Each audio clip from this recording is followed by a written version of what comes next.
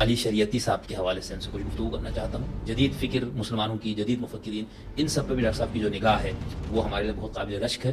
تو ہم تو نجی محفل میں ان سے جب بات ہوتی تو بہت مستفید ہوتے ہیں. تو ہم نے کہا جہاں آپ پیدا ہوئے، آپ کے والد عالم دین تھے محمد تقی، والدہ تو عام گھریلو خاتون تھی. جاننا چاہیں آپ سے کہ ان کے فکر کے مصادر کے بارے میں ہم آپ سے پوچھیں. مطلب کہ ایک مسلمان مفکر ہونے کے ناطے دین، قرآن، سنت وغیرہ، حضرت علی کے خطبات، یہ چیزیں ہوں گی. اور اس کے علاوہ کیا وہ رومی وغیرہ کے بارے میں کہا جاتا ہے ان کا کوئی روحانی استاد بھی تھے جن کو سنا ہے کہ شہید کیا گیا کوئی اس طرح؟ شیعہ سلسلے تھے اور وہ کچھ سنی ہو گئے کچھ نہیں ہوئے، لیکن اب جو ہے وہ تعلیم کسی خمینی تھے رحمۃ اللہ علیہ. خمینی ابن عربی سے بہت متاثر تھے، حالانکہ ایران کے علماء کی اکثریت خمینی کو بہت ابن عربی کو بہت برا سمجھتی، یہ آپ سمجھتی، لیکن وہ تو اللہ مانتے تھے اس کو. تصور امامت پہ پھر جو اوریجنل شیعہ کانسیپٹ ہے کہ بھئی خدا کے نام پہ حق حکمرانی، نہیں اس کے دونوں پہلوؤں کے خلاف. ہاں، تو اب شریعتی اس پہ کیا یعنی ان کی پوری کتاب بھی امت اور امامت ویسے میں آپ کو بتاؤں کہ امامت کے دو پہلو جن سے ان کا اختلاف تھا. اسی طرح امام حسین کا ہم دیکھتے ہیں نا کہ خود امام حسین نے یزید یہ جو قیام کیا یا خروج کیا، جو بھی آپ لفظ استعمال فرمائیں، ثورہ، نہضہ، یہ سب لوگ اب استعمال کرتے ہیں، تو اس میں خود شیعہ فکر میں بہت مسائل ہیں. بھائی کیوں؟ مجھے معلوم ہے. جی، اگر آپ نہ شریعتی پہ ہے وہ آپ کے سارے پروگرام سنتا ہوں، ہمیں بھی ہے مسئلہ. میں اس کو شریعتی کو لا رہا ہوں. ایک چیز پوچھیں گے بار بار جب ہم ایک شیعہ جب یہ کہتے ہیں کہ علی انقلابی تھا، علی نے ظلم کے خلاف، اور حسن نے اور حسین نے فلانا، اب ہم علی اور حسن پہ رہیں گے خاص طور پر، تو اس میں پھر ان تین چار کو تو بہت برا کہنا پڑے گا جن کے خلاف آپ کہتے ہیں علی نے کھڑے ہو کے وہ کیا. تو کیا شریعتی کے ہاں بھی اس طرح ہے کہ خلفاء ان کے اوپر کوئی طنز، تحقیر، ان کو برا کہنا ہے؟ سلام، آداب، نمستے، ست سری اکال. خداون کی آپ سب پر سلامتی ہو. شولوم، نمو بدائے. امید ہے آپ سب دوست احباب خیریت سے ہوں گے.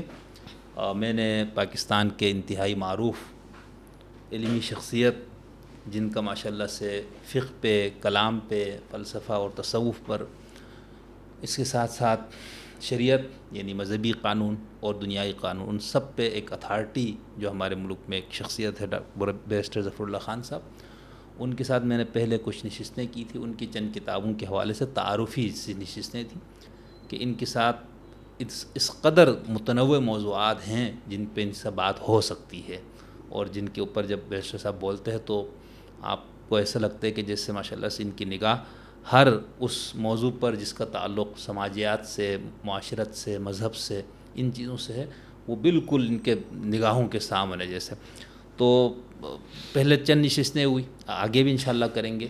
آج میں نے بیرسٹر صاحب سے درخواست یہ کی تھی کہ میں علی شریعتی صاحب کے حوالے سے ان سے کچھ گفتگو کرنا چاہتا ہوں. جدید فکر مسلمانوں کی، جدید مفکرین، ان سب پہ بھی ڈاکٹر صاحب کی جو نگاہ ہے وہ ہمارے لیے بہت قابل رشک ہے. تو ہم تو نجی محفل میں ان سے جب بات ہوتی تو بہت مستفید ہوتے ہیں، تو ہم نے کہا وہ استفادہ انشاءاللہ عام بھی ہونا چاہیے. تو اس حساب سے میں آج بیرسٹر صاحب کے ساتھ انشاءاللہ ڈاکٹر علی شریعتی، تھوڑی سی ان کی سوانح پر، پھر ان کے فکر پر کچھ گفتگو کریں گے. یہ موضوع بھی بہت وسیع ہے، یعنی شریعتی کی فکر کی ایک ایک پہلو پہ کئی گفتگو گھنٹوں ہو سکتی ہے. تو آج ہم کوشش کریں گے تعارفی سے ہو جائے. دوست احباب نے پسند کیا، آپ لوگوں کو کہ کچھ سوالات اس پہ آئے، کچھ تبصرے آئے، تو پھر میں انشاءاللہ بیرسٹر صاحب سے درخواست کر کے کچھ مخصوص ان کے فکر کے ایسے گوشوں پر تفصیل سے بھی گفتگو کروں گا. بیرسٹر صاحب بہت شکریہ، تھینک یو آپ کا، آپ نے مجھے دوبارہ ٹائم دیا. اچھا، وہ بیرسٹر صاحب ہمارے جو نجم صاحب وغیرہ دوست ہیں، انہوں نے مجھ سے ایک بار وہ کر کے بھائی شریعتی صاحب، تو ہمارا تو اتنا گہرائی کے ساتھ چیزوں کا مطالعہ نہیں ہوتا، تو ہم نے طالب علمانہ سے کچھ گفتگو کی تھی. وہ خود مجھے بھی یہ تھا کہ اتنی اچھی گفتگو ظاہر سی بات نہیں. تو پھر آپ سے بھی بات ہوئی، تو آپ کا ماشاءاللہ سے باقی جدید مفکرین کی طرح جس طرح ان پہ آپ کی نگاہ ہے شریعتی پر بھی، اور آپ نے میرے خیال سے بہت ان کو پڑھا ہے، تو میں نے یہ چاہا کہ ایک ان کی سوانح پہ تھوڑی سی گفتگو ہو جائے، تھوڑا سا تعارف سا ہو جائے، اور پھر اس کے بعد ان کے فکر کے کچھ گوشوں پہ. تو میں آپ سے سب سے پہلے یہ پوچھنا چاہوں گا نا کہ اگر ہم آپ سے پوچھیں کہ آپ ہمیں ڈاکٹر علی شریعتی کا تھوڑا سا مختصر سا ایک تعارف، آپ نے خود جو ان کو پڑھا ہے، ان کے فکر کو، ان کی سوانح کو، ان سے متعلق جو کچھ، تو اس حوالے سے یعنی وہ کہاں پیدا ہوئے، ان کی تعلیم کا کیا سلسلہ تھا، پھر وہ فکری طور پر وہ کہاں پہنچے. بسم اللہ الرحمن الرحیم. رب اشرح لی صدری ویسر لی امری. اللہم صلی علی محمد وعلی آل محمد وبارک وسلم. ہماری عہد کے بڑے مسلمان دانشوروں میں علی شریعتی کا شمار ہوتا ہے. ہم فی الحال پہلے یہ دیکھتے ہیں مختصر سا ان کا سوانحی خاکہ، تاکہ ایک تاریخی اور ایک سماجی پس منظر میں ہم اس کو دیکھ لیں. آپ ایران کے جو مشرقی صوبہ خراسان ہے اس کے شہر سبزوار کے بالکل قریب ایک مزینان ایک جگہ ہے، مزنین، ان کے گاؤں کا حق ہے، وہاں پیدا ہوئے۔ یہ مجھے اللہ نے موقع دیا وہاں جانے کا۔ آپ جب سبزوار سے آپ جانا کوشش کرتے ہیں نا تہران کی طرف، تھوڑا آگے جائیں تو لیفٹ ہینڈ پہ وہ گاؤں آتا ہے جہاں آپ پیدا ہوئے۔ آپ کے والد عالم دین تھے محمد تقی، والدہ تو عام گھریلو خاتون تھی، اور آپ کے والد بھی پروگریسو ذہن کے تھے، مطلب علماء میں بھی انہوں نے اپنے زمانے میں ایک تحریک چھوٹی سی ادارہ بنایا تھا مشہد شریف میں کہ جی مسلمانوں کے مسائل کا حل اور مسلمانوں کے مسائل پہ ڈسکشن، جیسے ایک درد مند انسان تھے۔ اس لیے آپ بھی وہ قریب بڑا شہر ہو خراسان کا جو مشہد ہے، مشہد شریف، وہاں چلے گئے۔ وہ ٹیچر ٹریننگ کالج میں آپ نے تعلیم پائی، اور وہیں آپ آہستہ آہستہ، پہلا تو وہ کہتے ہیں کہ مجھے تعارف ہوا کہ دائیں بائیں کہ بہت غریب بچے آتے تھے پڑھنے کے لیے، تو وہ جو غربت سے ایکسپوز ہوئے کہ مسلمان ایرانی غریب بچوں کی کیا ذہنی کیفیت، کیا معاشی مسئلہ، وہاں سے انہوں نے شروع۔ پھر باپ کے نقش قدم پہ رہتے وہیں انہوں نے بھی اسلامی اسٹوڈنٹ ایسوسیشن بنا لی۔ اچھا، خود ہی، یہ غالباً کوئی 50s کی بات ہے، اور چھوٹی عمر میں ابھی بنا لی۔ اس کے بعد وہ آگے بڑھتے رہے تو فنڈامنٹلی وظیفہ لے کے ایران کی جو یونیورسٹی سوربون ہے وہاں چلے گئے، ادھر فرانس میں، پیرس میں۔ یہ یونیورسٹی غالباً 1000 کچھ میں بنی ہے۔ اچھا، یہ 200 سال پہلے بنی ہے آکسفورڈ کیمبرج سے، یونیورسٹی آف پیرس جو ہے۔ تو یونیورسٹیاں جو ایگزیکٹو یونیورسٹیاں میں سب سے پہلے جو موجود ہے دنیا میں وہ تو کیروان ہے، جو مسلمان بچیوں نے، فاطمہ نے بنائی تھی، اور مریم اور فاطمہ الفہری جو تھی اس کی۔ یورپ کے اندر اس وقت جو لیونگ یونیورسٹیوں میں سب سے پہلے یونیورسٹی بلونا ہے، یہ جو نارتھ اٹلی میں ہے۔ اس کے کچھ بعد، تھوڑے بعد یہ پیرس کی یونیورسٹی بن گئی، اس کے اندر یہ سوربون جس جگہ میں ہے وہ کہلاتی ہے۔ وہاں فنڈامنٹلی جو آپ کا جو تھا علوم جس میں آپ نے تحصیل PhD کیا، وہ سوشالوجی آف ریلیجن کہہ لیں۔ صحیح، ہاں جی۔ اور اس زمانے میں میں مختصر ذکر کروں گا، پھر ہم ان کی آگے جائیں گے، تو پھر جب آپ علمی طور پہ ان کے فکر پہ جائیں گے تو ہم تفصیل کریں گے۔ اس زمانے میں فرانس میں کچھ چیزیں بڑی اہم تھیں۔ ایک تو الجیریا کی وار چل رہی تھی آزادی کی، آپ بہت متحرک تھے اس میں، اور زان پال سارتر وغیرہ کے ساتھ مل کے وہاں آپ نے جدوجہد بھی کی۔ وہاں آپ کا سب سے بڑا جو انٹریکشن ہوا وہ فرانس فینن کے ساتھ، جو کیریبین کا آدمی تھا، جس کی رچ ارتھ ہے، اردو میں بہت خوبصورت ترجمہ غالباً سجاد بکر رضوی نے کیا ہے افتادگان خاک کے نام سے۔ یہ کتاب تھرڈ ورلڈ پالیٹکس کے اندر ایک کلاسک درجہ رکھتی ہے، یہ کلاسک ٹیکسٹ بک ہے تھرڈ ورلڈ پالیٹکس میں۔ جیسے فقہ حنفی میں اگر آپ ہدایہ پڑھاتے ہیں اور شیعہ میں آپ کافی پڑھاتے ہیں، اتنی ہی فنڈامنٹل درجہ رکھتی ہے تھرڈ ورلڈ کی جو پالیٹکس کے اوپر۔ وہاں آپ ان سے ملتے رہے، ان سے متاثر ہوئے، سوشلزم سے بہت انہوں نے سیکھا وہاں رہ کے۔ اور روحانی طور پہ یہ لوئس مسنون جو ایک مسلمانوں کا علم کا بڑا عالم ہے، جس کی دو والیوم میں ہے، کبھی 4 میں چھپ جاتی ہے، the life and passion of Hallaj, the passion and life of Hallaj, دنیا میں سب سے بڑا آدمی عالم ہے حلاج کا، اس کے یہ قریب رہے۔ اچھا، ہاں جی۔ اور اس زمانے میں ایک آدمی تھا غالباً جلال آل احمد جو ایرانی ہے، اس کی کتاب چھپی تھی جس کا انہوں نے ترجمہ کیا، اس کا نام تھا مغرب زدگی، غرب زدگی، مغرب زدگی، ویسٹیفیکیشن، دیٹ مین کہ ہم مسلمان جو ہیں مغرب سے بہت زیادہ متاثر ہے۔ تو میں نے اشارہ ذکر کر دیا، ایک آزادی کی تحریکوں سے متاثر ہوئے، ڈیٹیل بعد میں پوچھیں گے۔ دوسرا یہ ہے کہ یہ بہت متاثر ہوئے فرانس فینن کی جو تھرڈ ورلڈ پالیٹکس تھی، آزادی کی تحریک سے، اس سے بڑے متاثر ہوئے۔ اسی زمانے میں اسلام کا جو مسٹیکل پہلو ہے، لوئس مسنون، اس سے متاثر ہوئے۔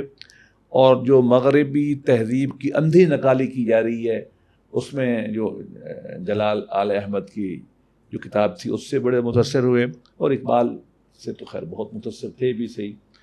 اور پھر وہاں سوشلزم سے خاصا ان کا اثر ہے ان کے اوپر۔ سوشلزم کی بہت ساری چیزوں کو انہوں نے اسلامائز کر کے آگے بڑھنے کی کوشش کی ہے، وہ بتائیں گے۔ تو سادہ لفظوں میں یہ ایک ریولوشنری جدید پڑھا لکھا آدمی، اسلام کی روحانیت اور انقلابیت پہ یقین رکھنے والا اور اپنی تہذیب پہ اعتماد کرنے والا شخص بن کے یہاں آئے. وہ آئے تو پھر پڑھانے لگ گئے واپس مشہد میں. وہاں پرابلم شروع ہو گیا، شاہ کی حکومت تھی، اس کے بعد ان کو نکال دیا گیا. تو یہ بڑی مشکل سے اپنا نام بدل کے ایک جعلی قسم کے پاسپورٹ پہ یہ چلے گئے یو کے میں، ساؤتھ ایمپٹن میں. اور وہاں جون کی کسی تاریخ کو 77 میں انقلاب سے 2 سال پہلے ایک گھر میں مردہ پائے گئے. اس پہ اہل علم اختلاف ہے کہ وہ خودکشی تو ساری کی کہ کیا انہوں نے، ان کو ہارٹ اٹیک ہوا. ساری خودکشی تو غلط لفظ نکلا میرے منہ سے کہ ان کو ہارٹ اٹیک ہوا یا ان کو ساوک نے مارا. اس پہ اہل علم اختلاف ہے. دونوں ممکن ہے. ہم جو تاریخ جانتے ہیں انسانیت کی یا ساوک کی یا کسی بھی تہذیب کی. اور اس کے بعد وہ ان کا دفن جو ہے، صاف ظاہر ہے وہ شیعزم کے انقلابی پہلو کے حامی تھے. اور اس کے بعد دفن تو وہ دمشق میں بی بی زینب کے مزار کے ساتھ ہیں. اور جب یہ، بس آخری بات یہ کہوں گا کہ جب انقلاب ایران آیا ہے تو سب سے زیادہ نعرے اور فوٹو ان کے ہوتے تھے پہلے. ان کا نام تھا معلم انقلاب. معلم انقلاب انگریز کہتے ہیں یہ آئیڈیولوگ آف ریولوشن، جیسے کہ اقبال ہمارے آئیڈیولوگ ہیں، اور ان کے ہاں یہ کہلاتے تھے. خمینی سے زیادہ فوٹو اس زمانے میں جو لبرل تھے لوگ سارے، جو مسلمان تھے، نوجوان تھے. ہاں ایک بات میں رہ گیا، کتب زادے، ابراہیم یزدی، مصطفیٰ چوراد کے ساتھ مل کے انہوں نے اسلامی تحریک شروع کی خمینی سے پہلے. ہاں یہ بڑے اہم لوگ تھے. کتب زادے کو پھانسی دے دی گئی. ابراہیم یزدی ابھی بیچارہ پھانسی دی، شاہ نے پھانسی دی، بعد والوں نے یہ قطب زادہ کو پھانسی دے دی گئی نا انقلاب ایران کے بعد. اچھا انقلاب ایران 2 ہیں. ایک وہ انقلاب ایران جس میں نیشنلسٹ، سوشلسٹ، لبرل مسلمان، شریعت اور خمینی والے سارے اکٹھے تھے.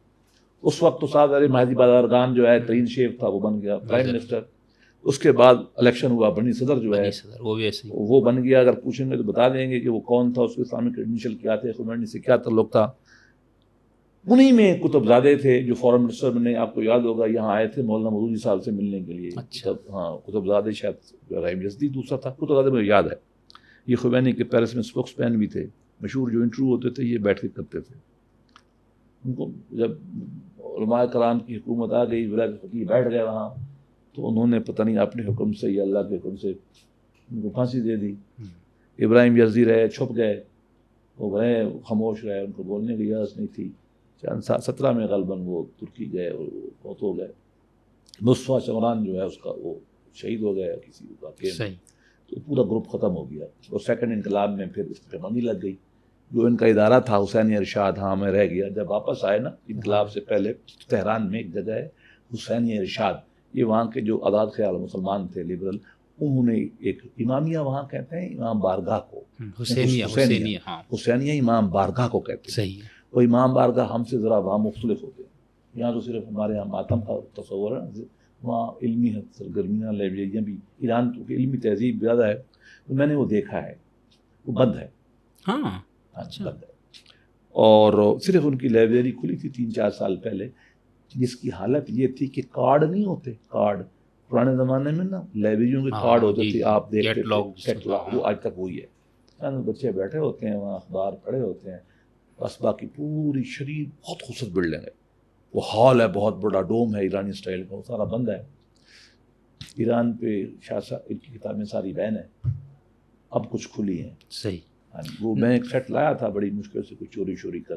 ہاں میرے پاس سب کتابیں ہیں ان کی، لیکن بہرحال ان کا وہ انجام نہ ہوا جو ہونا چاہیے تھا. یہ اس کا ایک مختصر سا بہت اچھا، بہت خاکہ بھی اور علمی ایکسپوجر بھی میں نے بتا دیا کہاں سے ہوا. بہت اچھا.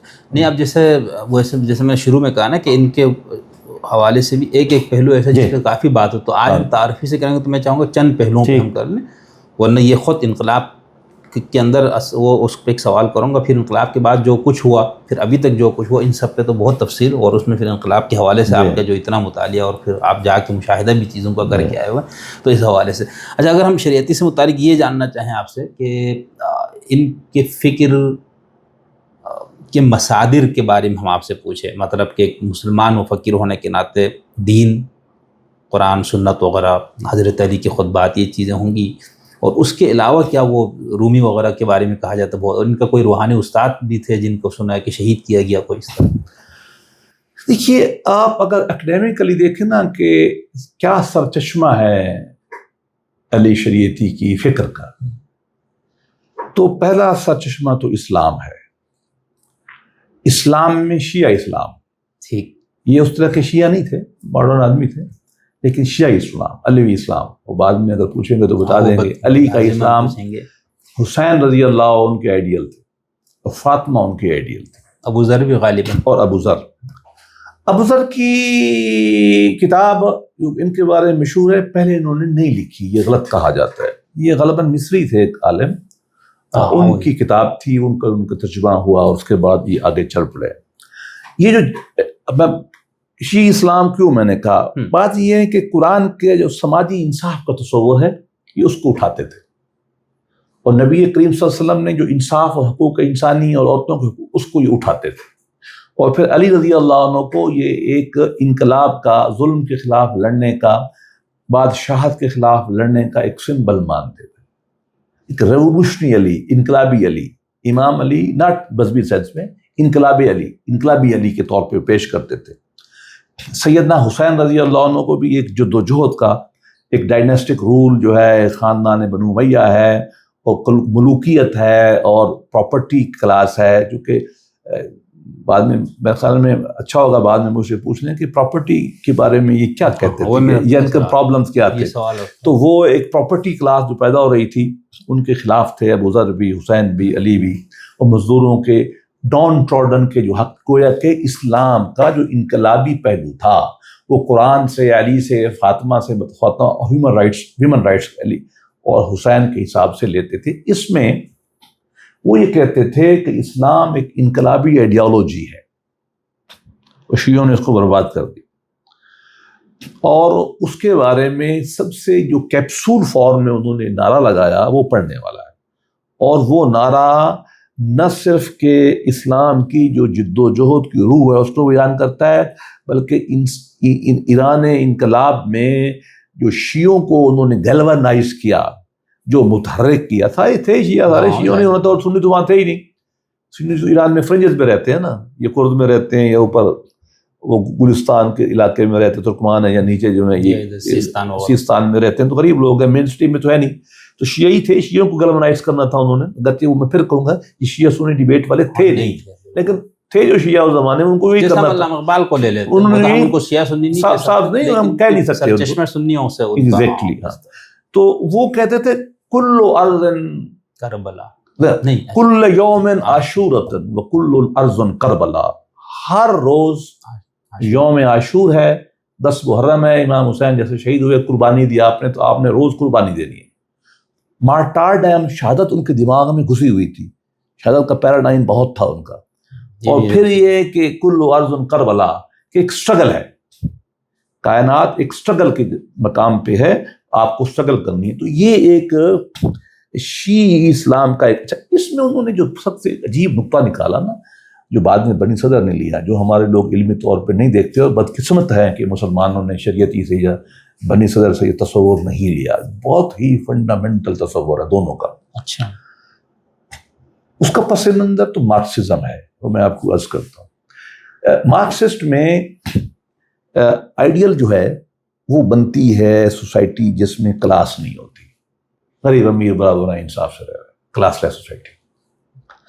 کلاس لیس سوسائٹی سے پہلے جھگڑا ہوتا ہے، برجوازی کا، کیپٹلسٹ کا اور پرولٹیریٹ کا، غریبوں کا جھگڑا ہوتا ہے، کلاس اسٹرگل ہوتی ہے، اس کے بعد وہ بن جاتا ہے. اس کو انہوں نے اسلامائز کیا علمی لحاظ سے. انہوں نے کہا کہ دیکھو دنیا میں جھگڑا ہے توحید اور شرک کا. ستیزہ اقبالین غالباً فلسفہ یہ ہے نا، ستیزہ کار رہا ہے ازل سے تائب روز، چراغ مصطفی سے چراغ بو لہبی، کہ مصطفیٰ ایک نمائندہ ہے خیر کا صلی اللہ علیہ وسلم، ابو لہب ایک شیطانیت کا، شر کا نمائندہ ہے. انہوں نے یہ اصطلاح نہ لی، انہوں نے کہا کہ توحید ایک نظریہ ہے انصاف کا، انسانی برابری کا، سوشل جسٹس کا، غریبوں کے حقوق کا، اور شرک جو ہے دولت کا، خاندان کا، جھوٹے خداؤں کا ایک مذہب ہے. پھر انہوں نے مثال لی حابیل اور قابیل کی، کہ آدم سے یہ مسئلہ شروع ہے، وہی سیدھا ازل تائم روز شروع ہے، کہ وہ ایک جو ہے حق و انصاف پہ تھے، ایک ظلم پہ تھے. وہ کہتے ہیں کہ مونوتھیزم، موحدون اور مشرکون کی ایک اسٹرگل ہے دنیا میں. دیکھیے توحید کو شرک کو ایک جنرک معنی میں لیتے ہیں، یہ آپس میں لڑیں گے، اس کے بعد اسلامی انقلاب آئے گا اور اس کے بعد ایک خلافت عزی عیسائیت کی زبان میں پیدا ہو جائے گی. یہ انہوں نے مارکسسٹ جو مقرر تھا اس کو یوں اسلامائز کیا. تو گویا کہ یہی انہوں نے شیعی اسلام میں ایک اور مسئلہ پیدا کیا، وہ تھا شیعی اسلام میں بلیک اسلام اور ریڈ اسلام. اس کا اوریجن یہ ہے کہ لیٹن امریکہ میں جب یہ سوشلسٹ موومنٹ چلیں، خاص طور پہ ایلانڈے کو جب سی آئی اے نے نکال دیا ارجنٹینا وغیرہ میں، کو کیا، تو اور ادھر سے وہ کیوبا کا انقلاب آ گیا، شی وغیرہ وہاں لڑتا ہوا مارا گیا. ایک لمبی ایک موومنٹ ہے نا لیفٹ کی، آپ کو پتہ ہے لیٹن امریکہ میں. وہاں جو ہمارے پادری تھے اہل اسلام یا اہل کرسچن کو کہہ لیں اس سینس میں، تو انہوں نے ایک لبریشن تھیولوجی ڈیولپ کی، آزادی کا علم کلام. انہوں نے پوری بائبل کے کلام کو ری تعبیر کر دیا، از سے نو تعبیر کر دیا. اس نے کہا کہ ہم تو لڑیں گے ظلم کے خلاف، ہم تو انقلاب لائیں گے، ہم سیاسی جدوجہد کریں گے، جو پہلے آپ کو پتہ ہے مسیحیت میں نہیں ہے. لبریشن تھیولوجی، ریڈ کلرجی یہ کہلاتی تھی. انہوں نے یہ آئیڈیا شاید وہاں سے لیا غالباً، اور انہوں نے کہا، یا پہلے لیا ہوگا لیکن کانسیپٹ وہی تھا، ریڈ شی بلیک شی. وہ کہتے تھے کہ ایک شیعہ مذہب جو ہے وہ سیدنا علی کا ہے، بی بی فاطمہ کا ہے، سیدنا امام حسین رضوان اللہ تعالیٰ اجمعین کا ہے، کرم اللہ وجہہ کا ہے، بی بی صاحبہ کا ہے. وہ انقلاب کیا ہے؟ ظلم کے خلاف، سادہ زندگی، روحانی زندگی، جاگیرداری نہیں ماننی، سرمایہ داری نہیں ماننی، ملوکیت نہیں ماننی، اور زندگی کو خرچ کرنا ہے حق کی جد و جہد کے لیے. علی بھی شہید، امام حسین بھی شہید، سارے کے سارے. یہ کام ہے دنیا میں سماجی انصاف قائم کرنے کے لیے، شہادت تک جانا ہے. یہ ان کا کانسیپٹ. دوسرا انہوں نے کہا کہ ایک بلیک شیعی ہے، کالا شیعہ، جو فنڈامنٹلی صفیوں نے بنایا. صفی آپ کو پتہ ہے نارتھ ویسٹ ایران کے صوفی تھے، سنی تھے، حکومت میں آ گئے، شیعہ ہو گئے، اور رسوم اور رواج انہوں نے شروع کر دی. یہ جتنی زیادہ شیعوں میں رسوم اور رواج دیکھتے ہیں، ان کا خیال یہ ہے کہ انہوں نے شروع کر کے نقصان کیا. بھائی رو لو، پیٹ لو، اور کہو کہ اچھا امام تو آئے گا پتہ نہیں کب، اور اس وقت تک آرام سے بیٹھے رہو. جو بعد میں امام خمینی رحمۃ اللہ علیہ نے اس کو چینج کیا. شیعہ تو یہی تھے نا، کوائٹسٹ ہیں، آرام سے بیٹھے ہوئے ہیں، جیسے آج کل عراق کی شیعہ دوست ہمارے کہتے ہیں. ٹھیک ہے، اس کی میں غلط بیان کسی کو غلط صحیح نہیں کہہ رہا، کہ اپنی تاریخ ہے، اس کی وجوہات ہے. مار اتنی کھائی ہے تو پھر یہی تو ہونا تھا، نصوص میں زیادہ اس کو چلو ہاں، لیکن اس طرح نہیں آتے. تو یہ ویو یہاں پایا جاتا. انہوں نے کہا بھائی دیکھو نا، ہم اس سے دور ہیں، یہ صفی اسلام ہے. تو گویا کہ میں پھر کہوں کہ ان کی فکر کا سب سے بڑا ماخذ کون تھا؟ قرآن مجید، اسلام، شیعی اسلام. علی ہیرو ورشپ، علی ہیرو میں، فاطمہ ہیرو، حسین ہیرو، ابو ذر ہیرو. اچھا، عہد حاضر میں اسی اسلام کی تعبیر میں وہ دو بندوں کے اور قریب تر تھے. جمال الدین افغانی کا مسلم یوٹوپیا تھا نا، وہ اس سے خاصے قریب تھے. اور پھر اقبال سے، اقبال کی جو یہ اسلام کی تعبیرات تھیں، یا اسلام کی پوری ہسٹری کو از سے نو دیکھنا، عقل کا استعمال ہے، روحانی ویلیوز ہیں، خودی کو اسرٹ کرنا ہے. اقبال خود تو یہی کہتا ہے نا، رمز قرآن حسین موقع. تو یہ جو اقبالیت تھی، اقبالی اسلام تھا، یہ بہت زیادہ گہرا اثر تھا، بہت گہرا اثر. کتاب بھی لکھی اقبال لاہوری، وہ پرانا نام ہوتا تھا اقبال و ماں تھا، اور بعد میں کتاب کا نام بدل گیا. ون آف دا اقبال پہ لکھی جانے والی اچھی کتابوں میں اچھی کتاب شمار ہوتی ہے. تو گویا کہ یہ ایک پس منظر ہے حضرت اقبال کی، حضرت شریعتی کی فکر کا سب سے بڑا ماخذ جو ہے اسلام، شیعی اسلام ایز انٹرپریٹ بائی علی، فاطمہ، حسین، ابو ذر، اقبال اور جمال الدین افغانی. تو یہ ایک اہم سوتا ہے ان کی فکر کا. صحیح نہیں، ان کا کوئی روحانی کوئی مرشد کوئی تھا جن کے ساتھ؟ اچھا، وہ اپنے کسی اس میں نے جب پڑھا تھا، انہوں نے رومی کو بہت وہ کیا تھا کہ میرے لیے بہت بڑا سہارا تھا ان کے کلام سے. اور دیکھیے فنڈامنٹلی وہ اسلام کی جو ایتھیکل ویلیوز ہے نا، اس پہ بہت زور دیتے. صحیح. اور وہ زور خالص صوفی روایت کا. کیسے؟ آپ حیران ہوں گے کہ خراسان میں تصوف کی جو نارتھ خراسان میں جو سب سے بڑی روایت ڈیولپ ہوئی تصوف کی وہ نقشبندیہ ہے. ان کا جو گھر ہے نا جہاں یہ پیدا ہوئے ہیں اس کے بالکل قریب ہی وہ تھوڑا فاصلے پر بعید بستامی دفن ہے نقشبندی ابوالخرقانی. میں دونوں پہ گیا ہوں. ابوالخرقانی ابوالفرمدی یہ سب قریب قریب ہے ان کی قبر ان کی پیدائش کے. یہ اس ماحول میں پیدا ہوئے پڑھے اور ان کا ایک ڈاکٹرن ہے نقشبندیوں کا. یہ شاید پہلے کسی نے بات نہ کی ہو لیکن میں آج کر رہا ہوں آپ چیک کیجیے گا. 11 اصول ہیں نقشبندی صوفیوں کے. 8 خواجہ عبداللہ غجدوانی رحمۃ اللہ علیہ نے بنائے جو 7 نسلیں اوپر تھے بہاؤالدین نقشبندر, اور 3 اصول بنائے حضرت بہاؤالدین نقشبند. جو 8 اصول فنڈامنٹل ہیں خواجہ غجدوانی میں, ان میں ایک اصول ہے اس کا نام ہے باز گشت. اور ان کی جو کتابیں ہیں وہ نقشبندی صوفیوں کی اصطلاحیں استعمال کرتے ہیں. شریعتی ان کی کتاب ہے. اسی کم بیش میں نے شاید نام بھول رہا ہوں, میں نے آپ کے لیے نوٹ لیا تھا. وہ ان کی ایک پوری کتاب ہے جس میں انہوں نے یہی اصطلاحات وہاں سے لی ہیں نقشبندی صوفیوں سے, اور وہ اس کو آگے بیان کرتے ہیں بالکل وہی.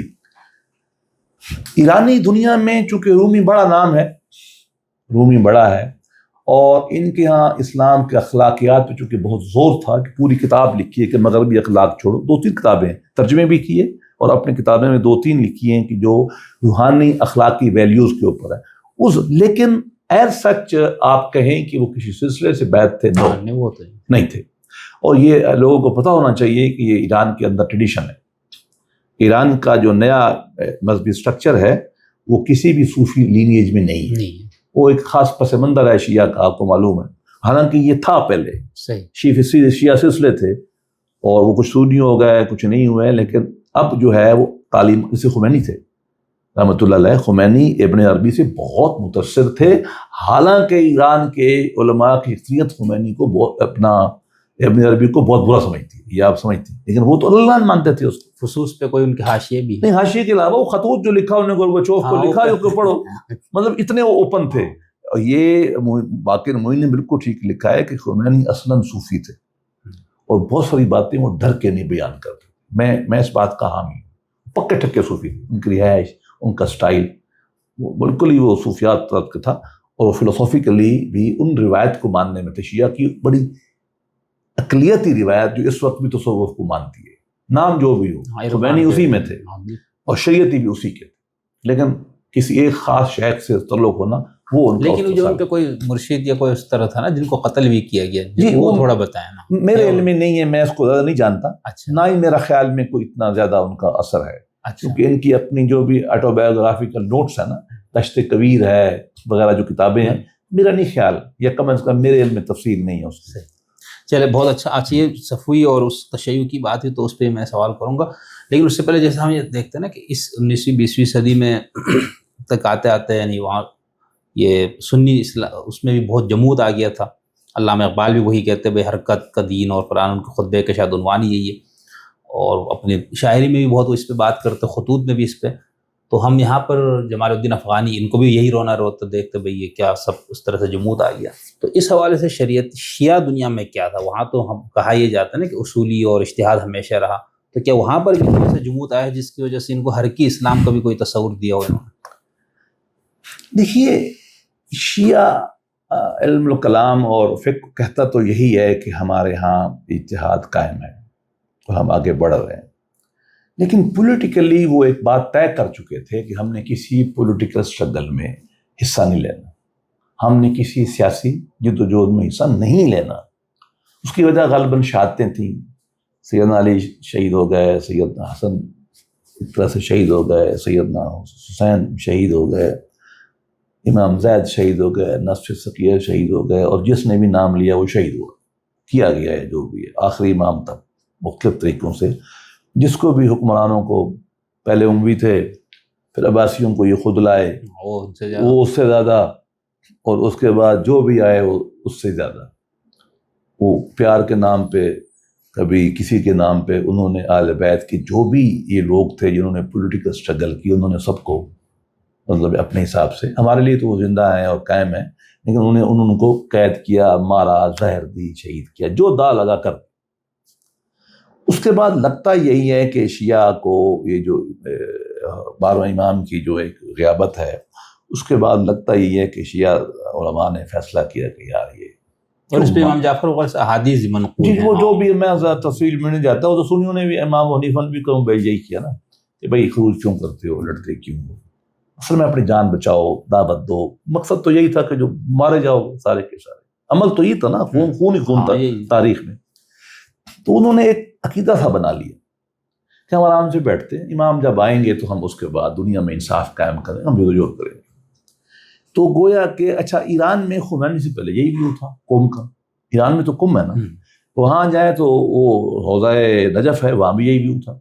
اور ان دونوں کے ماننے والے، خاص طور پہ نجف کے ماننے والے ہندوستان میں تھے سارے کے سارے، ان کا بھی یہی ویو تھا۔ اور الوی شیعہ جو ہیں ترکی کے، وہ تو بڑوں سب اور میں شیعہ ہے نہیں آپ کو۔ اچھا زیدیوں کا تو چلو وہ الگ، زیدی تو بالکل الگ ہے نا، اب زیدی تو آپ بالکل الگ رکھیں۔ تو یہ بالکل سنیوں سے بھی گیا گزرا ویو تھا، سنیوں چلو پھر بھی امامت کے خلافت کے حق میں بناؤ، جو بھی تصورات انہوں نے بنائے ہوئے ہیں، شیعہ بالکل خاموشی سے بیٹھے تھے۔ یہ الگ بحث ہے کہ مولانا افغانی سنی تھے یا شیعہ تھے، اکثر ویو بارڈر یہ کہ وہ شیعہ تھے۔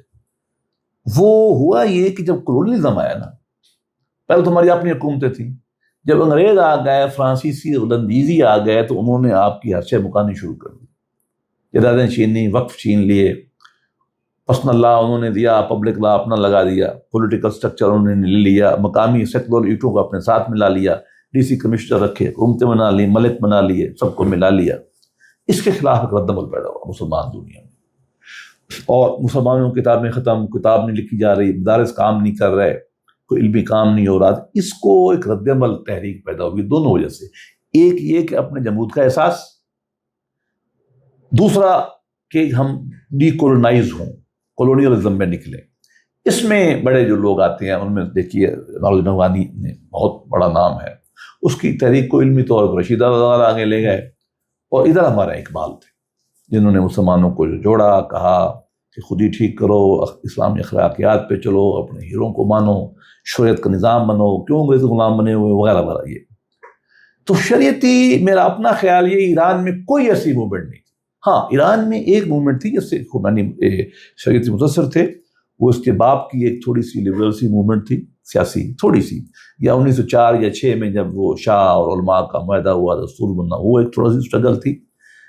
اس کو گیلونائز کیا ہے 1953-54 میں مصدق کے خلاف جو coup ہوا، آیا، اس نے آئل نیشنلائز کیا، ہیرو بنا، CIA نے پہلوانوں کو بلایا، ہنگامہ کیا، سب کو پتہ ہے، وہ فارغ کیا۔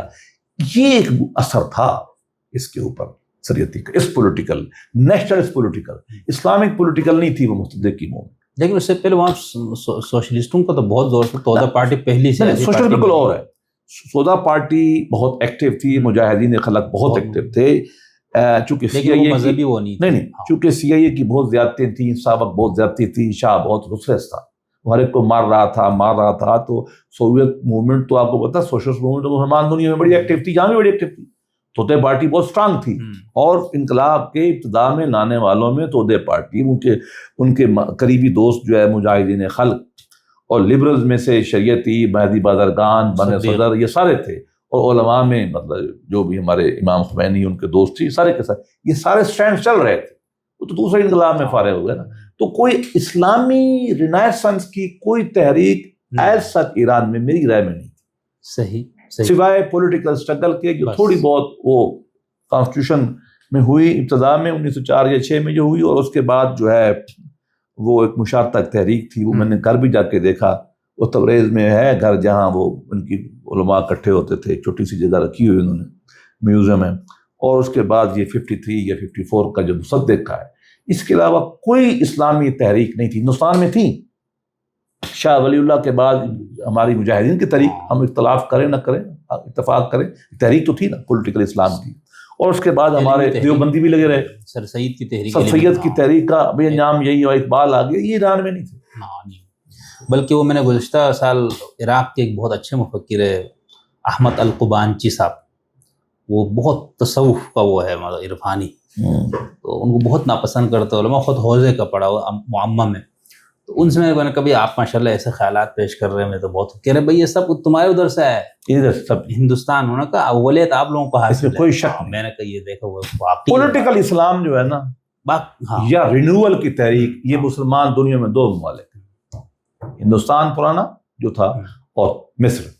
یہ اسلام کی بالکل اس طرح کی تعبیر ہے نا سر سید والی تعبیر. ہم ایک مثال دیتے ہیں کہ بالکل لوگ عام علماء تو بالکل کفر و زندقہ سے تعبیر کریں، وہ وہ ہندوستان بھی یہاں پر مصر قرآنس کی تحریک بھی یہاں سے، مصر میں بھی بہت تھا. ہاں بالکل، مصر میں بھی، مصر میں وہ جو عبدہو تھا نا، عبدہو صاحب، اس کے آگے جو رشید رضا وغیرہ، انہوں نے ایک پوری تحریک، امین معلوف آ گئے، امین اور دوسرے سارے آ گئے، وہ ایک تحریک چل پڑی اور اس میں پازیٹیو رول اظہر نے ادا کیا.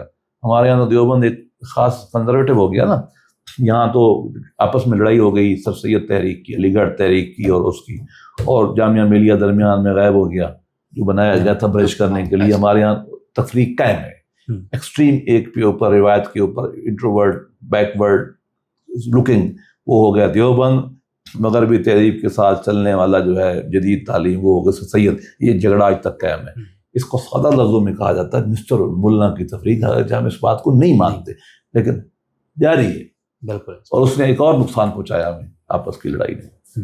بتا دیں آپ نے نقصان کا ذکر نہیں، وہ شریعتی بھی رہے، نقصان صاحب ہے کہ جدت والے جو ہیں وہ ان سے ڈرتے ہیں، وہ ان سے ڈرتے ہیں، اسی میں آپس میں لڑائی ہے، وہ اس کو کفر کہتے ہیں. اللہ معاف کرے.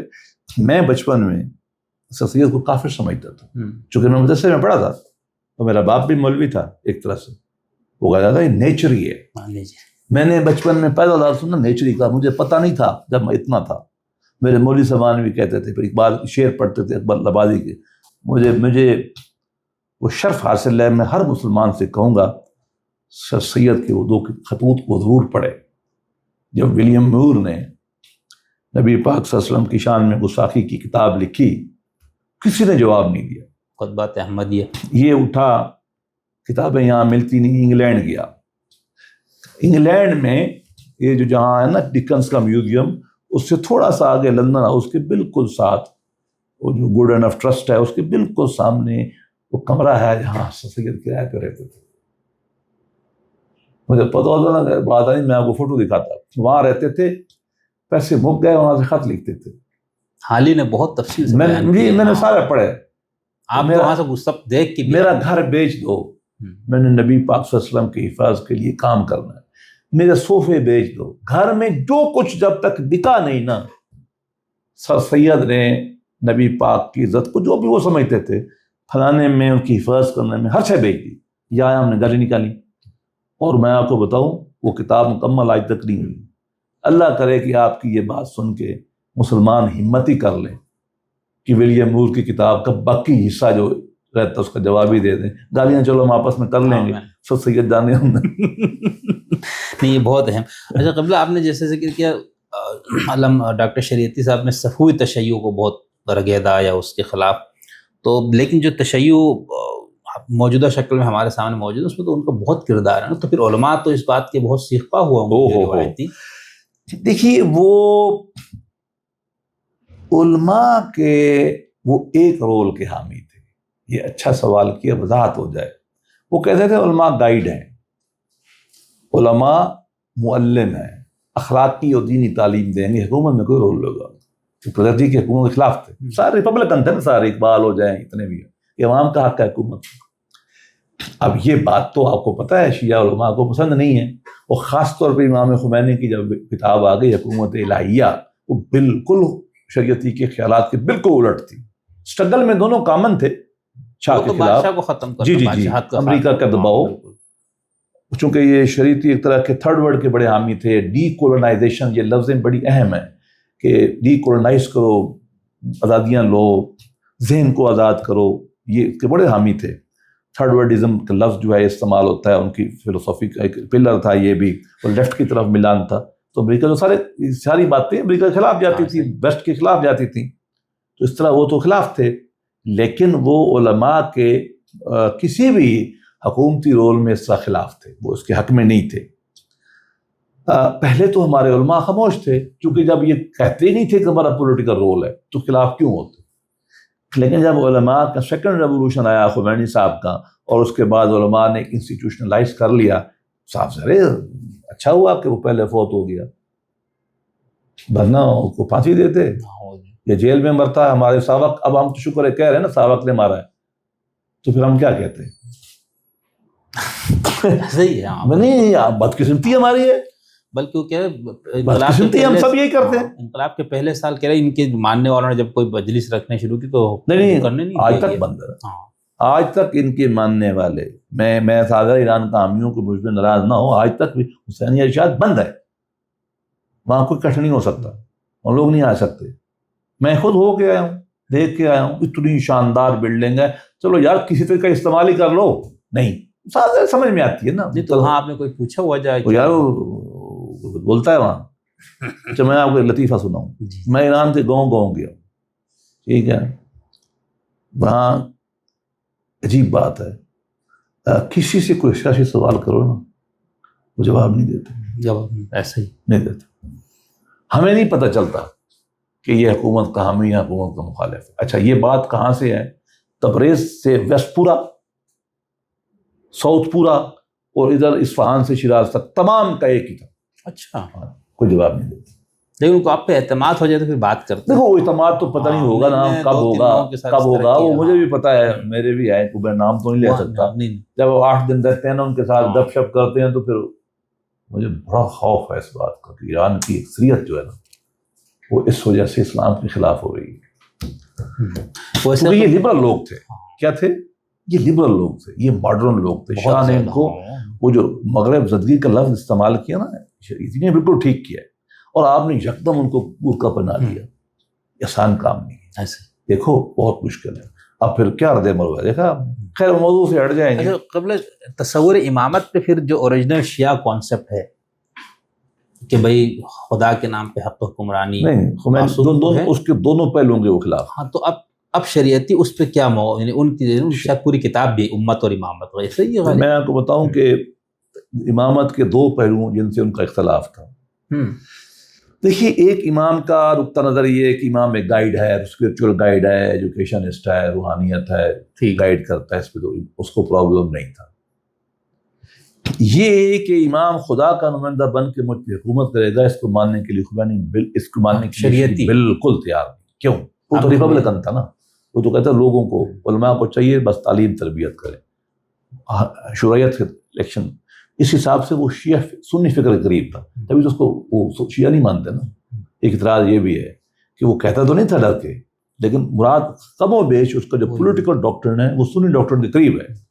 وہ کہتا ہے بھی اگلی بات کہ یہ جو ہے نا کہ امامت ڈیوائن رائٹ ہے، اللہ کی طرف سے منصوص معمور من اللہ ہے، اس کو کوئی نہیں مان سکتا نا، اس کا پورا فلسفہ ویسٹرن ہے نا، وہ کیسے مانے گا؟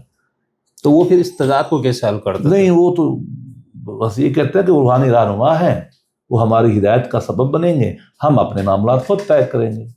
امامت کا وہ تصور جو علماء کے بارے میں سنیوں کا ہے بالکل وہی تھا اس کا، صادر ہے وہ کھل کے بیان نہیں کر سکتا تھا، وہ کسی لحاظ سے بھی تیار نہیں تھا کہ ولایت فقیہ حکومت ہے، کسی لحاظ سے بھی ولایت فقیہ تو نہیں، لیکن امامت کا جو کانسیپٹ ہے اس کو کیسے ہوگا؟ امامت دیکھو میں اسی بات کروں، امامت ہوتی کیا ہے؟ آپ شیعہ کانسیپٹ آف امامت میں کرتا ہوں، شیعہ کانسیپٹ امامت کے کئی پہلو ہے نا۔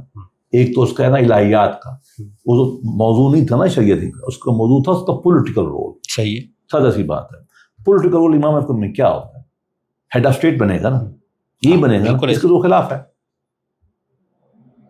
وہ تو انتظار ہی نہیں کر رہا امام مہدی کا۔ اچھا امام مہدی پہ نہیں دیکھو وہ جب کہہ رہا ہے کل یوم عاشورۃ وکل ارض کربلا، شیعہ ویو یہ کہہ رہا تھا کہ امام مہدی تشریف لائیں گے تو وہی کریں گے، وہ کریں گے۔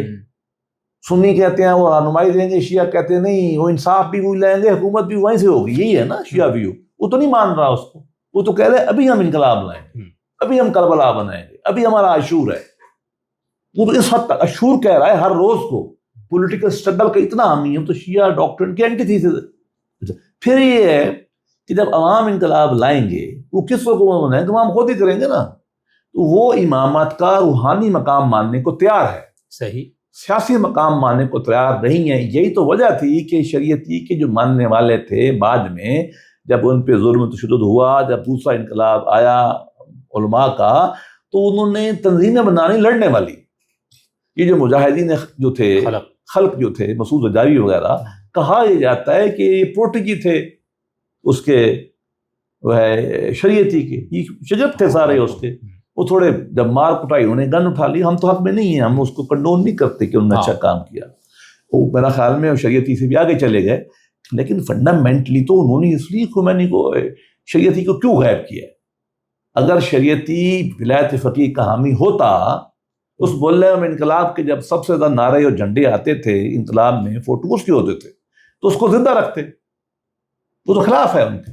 تو امامت کا جو پولیٹیکل ڈاکٹرن ہے، یہ شیعہ اسلام میں اس وضاحت کے ساتھ امام خمینی رحمۃ اللہ علیہ کا کمال ہے اتحادی، جس سے علی شہید اتفاق نہیں کرتا. وہ تو ماڈرن آدمی، اس کی شکل و صورت ماڈرن ہے، وہ تو عوام کا نمائندہ ہے، وہ تو غریبوں مسکینوں کی حکومت چاہتا ہے، وہ مستضعفین کی حکومت چاہتا ہے، وہ پرولیٹیریٹ کی حکومت چاہتا ہے. آپ پڑھیں نا کہ علی غریبوں کا تھا، حسین غریب، وہ تو اس طرح باتیں کرتا نا جیسے لیفٹسٹ نہیں ہوتا. یہ اسلامک لیفٹ ٹائپ تھا.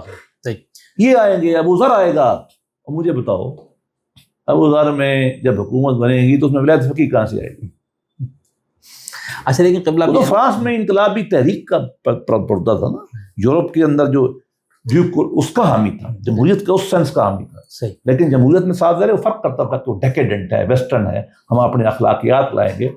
لیکن یہ وہ معاملات ہیں، میں تنقید بھی کر دوں، جہاں وہ قریب سے پکڑ کے لکھتے نہیں تھے. واضح طور پہ لکھیں کہ جب ہماری حکومت بنے گی تو کیسے بنے گی، اسٹرکچر کیا ہوگا، وہ نہیں لکھتے، ڈرتے تھے. صحیح، احتیاط کر سب. لیکن اس سے قبل آپ دیکھیں شیعوں کا جو اوریجنل تصور امامہ میں تو یہ ہو گیا کہ امام کا یہ سب حق تھا، غیر امام کا نہیں ہے. پھر اب 12ویں جب آئیں گے تو وہ دوبارہ حکومت الہیہ قائم کریں گے اور وہ سارا عدل انصاف یہ سب. اس سے پہلے ان کے ہاں ایک گیپ تھا، ٹھیک ہے. اس میں پھر انہوں نے جیسے نجی معاملات یا اس طرح کی چیزوں کے لیے فقہا کی طرف رجوع کی، یہ سلسلہ چلتا آ رہا تھا. امام خمینی نے بھی تو اس اوریجنل موقف سے ایک لحاظ سے آپ اس کو اجتہاد کہہ رہے ہیں، ان کے مخالفین شیعہ میں وہ اس کو انحراف کہتے ہیں کہ بھئی آپ نے تو حق کے امام معصوم جو ہے وہ غیر معصوم کو دے دیا نا کہ خدا کے نام پہ آپ. اس کے پھر انہوں نے جمہوریت اور اس کا بھی ایک لبادہ اوڑھ لیا. تو اس میں پھر شریعتی بھی اسی طرح امامات اور وہ سارے شیعہ اصطلاحات کے ساتھ بات کرتے. تو پھر خمینی اور اس میں فرق کیسے ہوگا؟ دیکھیے میں نے بتایا نا کہ وہ پکے ٹھکے شیعہ تھے، مسلمانوں کی شیعہ روایت کے نمائندہ تھے، شیعوں کے سمبل استعمال کرتے تھے، شیعوں کی روایات استعمال کرتے تھے، سب کچھ شیعہ آئیڈیالوجی استعمال کرتے تھے. ٹھیک.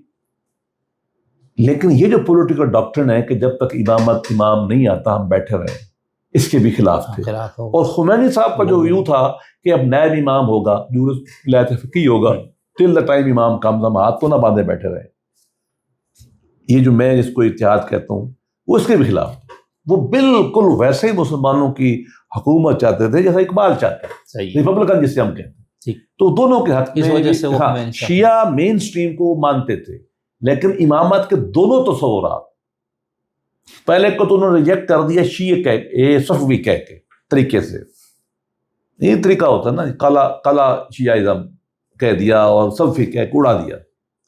وہ اس کو وہ کہتے تھے کہ یہ تو ہم انسانیت کے ہمارے اپنے معاملات ہم نے اپنے ہاتھ میں رکھنے ہیں، ہم کیسے دے دیں. یہ بڑا مشکل مسئلہ ہے. علماء کا آپ نے جیسے کہا کہ ان کا یہ تھا کہ تعلیم تربیت تزکیہ اس کام میں رہے، جو ڈیوائن رائٹس کی حکومت کے حق میں نہیں تھے. پولیٹیکل سائنس کی زبان اگر ہم استعمال کریں کہ اللہ کا حکمرانی امام کے تھرو آئے گا، اس کے حامی نہیں تھے.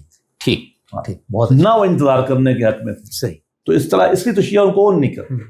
اچھا اسی طرح امام حسین کا ہم دیکھتے ہیں نا کہ خود امام حسین نے یزید یہ جو قیام کیا یا خروج کیا، جو بھی آپ لفظ استعمال فرمائیں، ثورہ، نہضہ، یہ سب لوگ اب استعمال کرتے ہیں.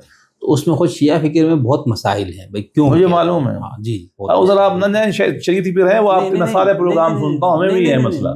میں اس پہ شریعتی کو لا رہا ہوں. ہاں لے آئے. اب اس کے اندر شریعتی اس کو بالکل ایک انقلاب کا پروجیکٹ بناتے ہیں نا. تو اس میں وہ مواد کہاں سے لا رہے ہیں؟ مطلب وہ ان فکر اس کے اوپر کلامی فقہی ان حوالوں سے جو مسائل ان سب کو نظر انداز کر کے اس کو صرف استعارہ بناتے ہیں وہ بس. دیکھیے وہ فنڈامنٹلی تو سوشالوجی آف اسلام کا طالب علم تھا، مغرب کی تربیت تھی، جمہوریت کی، لیفٹ موومنٹ سے وہ متاثر تھا، شاہ کے ظلموں سے وہ تنگ تھا، امریکی سرمایہ دارانہ نظام سے، مغرب زدگی سے، ایران میں جو کچھ ہو رہا تھا، جو مغرب چھایا ہوا تھا، وہ بہت ایران ایڈوانس تھا نا. وہ ان کے خلاف تھا. اب وہاں وہ یہ تو نہیں کہہ سکتا تھا کہ ابن تیمیہ نے کیا کرنا ہے، کوئی نہ سنتا. تو اس نے دین کی نئی تعبیر کی، یا شیعہ دین کی تعبیر کی. میں تو دین کی تعبیر کہتا ہوں چونکہ میں تو اس کو نہیں سمجھتا، وہ مجبوری تھی، تو اس کے سمبل تھے وہی. تو حسن علی کو استعمال کرنا تھا، وہ استعمال وہ نہیں کر سکتا. حضرت حسین کو کرنا تھا. وہ بنیادی طور پر چاہتا تھا کہ دنیا میں سوشل جسٹس ہو، ظلم ختم ہو، غریبوں کی حکومت آئے، مستضعفین حکومت کریں. وہ جو ریچڈ آف دا ارتھ کا لفظ استعمال کرتا نا فرانک فینن، استادگان خاک، یا مارکس کہتا ہے کہ پرولٹیریٹ، ان کی حکومت لفظ استعمال نہیں کرتے، لیکن مراد یہی ہے غریبوں کی حکومت ہو، مظلوموں کی حکومت ہو، مزدوروں کی حکومت ہو، کسانوں کی حکومت ہو. وہ بڑے عجیب و غریب استعارے استعمال کرتا ہے. وقت کم ہے ورنہ میں آپ کو بتاتا. ایک مضمون پڑھیں جو اسے اعلان مصر میں لکھا ہے، جو مضمون مطلب میں نے سب سے پہلا مضمون جو شریعتی کا پڑھا تھا جوان، جس میں میں بھی انقلابی تھا بنا، وہ اس کے کئی ناموں سے چھپا ہوا ہے. انگریزی میں ہے ریزسٹنگ دی فیرو، یا اور بھی کئی نام ہیں، اگینسٹ اپریشن. وہ احرام مصر میں بیٹھ جاتا ہے. دیکھیے میں بتاتا ہوں کہ آپ کو یہ ایسا ذہن کیسے کام کرتا تھا. بیٹھتا ہے، احرام کو دیکھتا ہے، بڑی تعریف کرتا ہے کہ اتنی صدیوں سے کھڑا ہے. پھر اپنا سوال اٹھاتا ہے، بنایا کس نے؟ کہتا ہے بادشاہوں نے. کیوں؟ اپنے آپ کو زندہ رکھنے کے لیے. کنہوں نے بنایا؟ مزدوروں نے. کہاں سے مزدور آئے؟ اسوان سے پتھر لے کے آئے. کتنے بڑے؟ اتنے بڑے.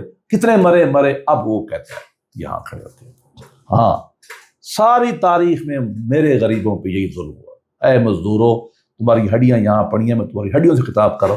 ایک آدمی تھا ایسا جس نے تمہارے حق میں آواز بلند کی، وہ مصطفیٰ تھا صلی اللہ علیہ وسلم. اور مصطفیٰ کی لیگیسی کو کون لے آیا؟ علی اور حسین. انہوں نے تیرے لیے جدوجہد کی. وہ یہ کرتا تھا. صحیح. وہ ان چیزوں کلام میں نہیں پڑھتا تھا، اس کو کوئی دلچسپی نہیں تھی خلافت کیا ہے، امامت کیا ہے. وہ کہہ رہا تھا کہ اللہ کے نبی نے سوشل جسٹس دیا قرآن نے، علی اس کا نمائندہ ہے، حسین نے اس کے لیے اسٹرگل کی، علی نے جان دی. آئیے وہ شیعہ اس علامات کو استعمال کر کے، اسلام کی انقلابی تعلیمات کو استعمال کر کے مغرب کے خلاف آزادی، مغرب زدگی کے خلاف آزادی، اور عوامی حکومت جس میں ابو ذر کو بھی انصاف ملے، اور جس میں امیہ ابو امیہ نہ ہو، بنو عباس نہ ہو، بنو صفیہ نہ ہو، ان سب کے خلاف تھا. ایک یوٹوپیا کہہ لیں کہ کلاس لیس یوٹوپیا، جیسے مارکس کا نا ایک جنت عرضی بنانے کا ایک خواب دیکھا. یہ ویژنری تھا، اس لیے اس کو آئیڈیولوگ کا لفظ کہا جاتا ہے. یہاں جہاں سلطانی ملائی پیری سب کے خلاف، سب کی موت. بالکل. مجھے یاد نہیں ہے کہ شاید انہوں نے لفظ لکھا بھی ہو. اقبال نے جو کہا نا، اے کشتہ باقی نہ رہی تیری وہ آئینہ ضمیری، اے کشتہ سلطانیوں ملاؤں پیر. بالکل وہ تو اتنے سخت لفظ استعمال کرتا ہے، ہم اتنے نہیں کرتے. ہاں نہیں، میں تو اب اسلامک سوشلزم اور اس پہ کروں گا تو اس میں شریعتی کی کچھ، لیکن اس سے پہلے میں زمینی ایک چیز پوچھنا چاہتا ہوں. بار بار جب ہم ایک شیعہ جب یہ کہتے ہیں کہ علی انقلابی تھا، علی نے ظلم کے خلاف، اور حسن نے اور حسین نے فلانا، اب ہم علی اور حسن پہ رہیں گے خاص طور پر، تو اس میں پھر ان 3-4 کو تو بہت برا کہنا پڑے گا جن کے خلاف آپ کہتے ہیں علی نے کھڑے ہو کے وہ کیا. تو کیا شریعتی کے ہاں بھی اس طرح ہے کہ خلفاء ان کے اوپر کوئی طنز، تحقیر، ان کو برا کہنا ہے؟ خلفاء راشدین جو ثلاثہ شروع والے کو میری علم میں نہیں ہے. اچھا، بنو امیہ کو تو گجے نکالتا ہے، وہ ٹھیک، عباس کو بھی نکالتا ہے، وہ سب کو نکالتا ہے، لیکن کسی کو بھی نہیں کہتا، چونکہ وہ پھر کلام میں آ جاتا ہے. کیا جاتا ہے؟ اس کا نقطہ نظر یہی تھا کہ آپ پازیٹیولی شیعہ جو تاریخ کی تعبیر ہے اس کو استعمال کریں. اس نے جو اپنی سختیاں رکھی ہیں نا، غصہ نکالنا، وہ کیپٹلزم کے خلاف رکھا ہے، بادشاہ کے خلاف رکھا ہے. اور غالباً یہ عقل مندی یہ بھی تھی کہ اس کو پتہ تھا اقبال کے زیر اثر کے اے گرفتار ابو علیو، ابو بکر و علی ہوشیار باش. اس کو پتہ تھا کہ مسلم دنیا نہیں پڑھے گی اس کو اگر جس میں پڑھا. ہاں بس میں نے کہا کیونکہ اتنا انہوں نے لکھا. اچھا اب مزے کی بات، قبلہ آپ نے تو ان کو اوریجنل زبان نہیں پڑھا، پھر انگریزی کا جو ان پہ کام ہو اس کو بھی دیکھا، عربی میں بھی. میں نے اس جب ان پہ کام تھوڑا کرنا چاہا تو مجھے عربی میں بہت ملا، یعنی ان کی تمام کتابوں کا عربی میں. یہ وجہ ہے نا، فرانسیسی میں ہو گئی، انگریزی میں ہو گئی، ابتدا میں یہاں روایت تو ہمارے اردو والوں نے کوئی نہیں شروع ہوئی تھی بہت کم. نہیں. اس کے بعد تو پھر سیکنڈ انقلاب کے بعد تو آپ دیکھو پاکستان کے جو ہمارے شیعہ دوست ہیں وہ تو ایران سے الیجنس کر گئے نا زیادہ تر. ہاں اب شریعتی کہیں کوئی وارث نہیں رہا نہیں نا جی. اس کے وارث کون ہے؟ انٹلیکچوئلز. ان کو چن چن کے مارا.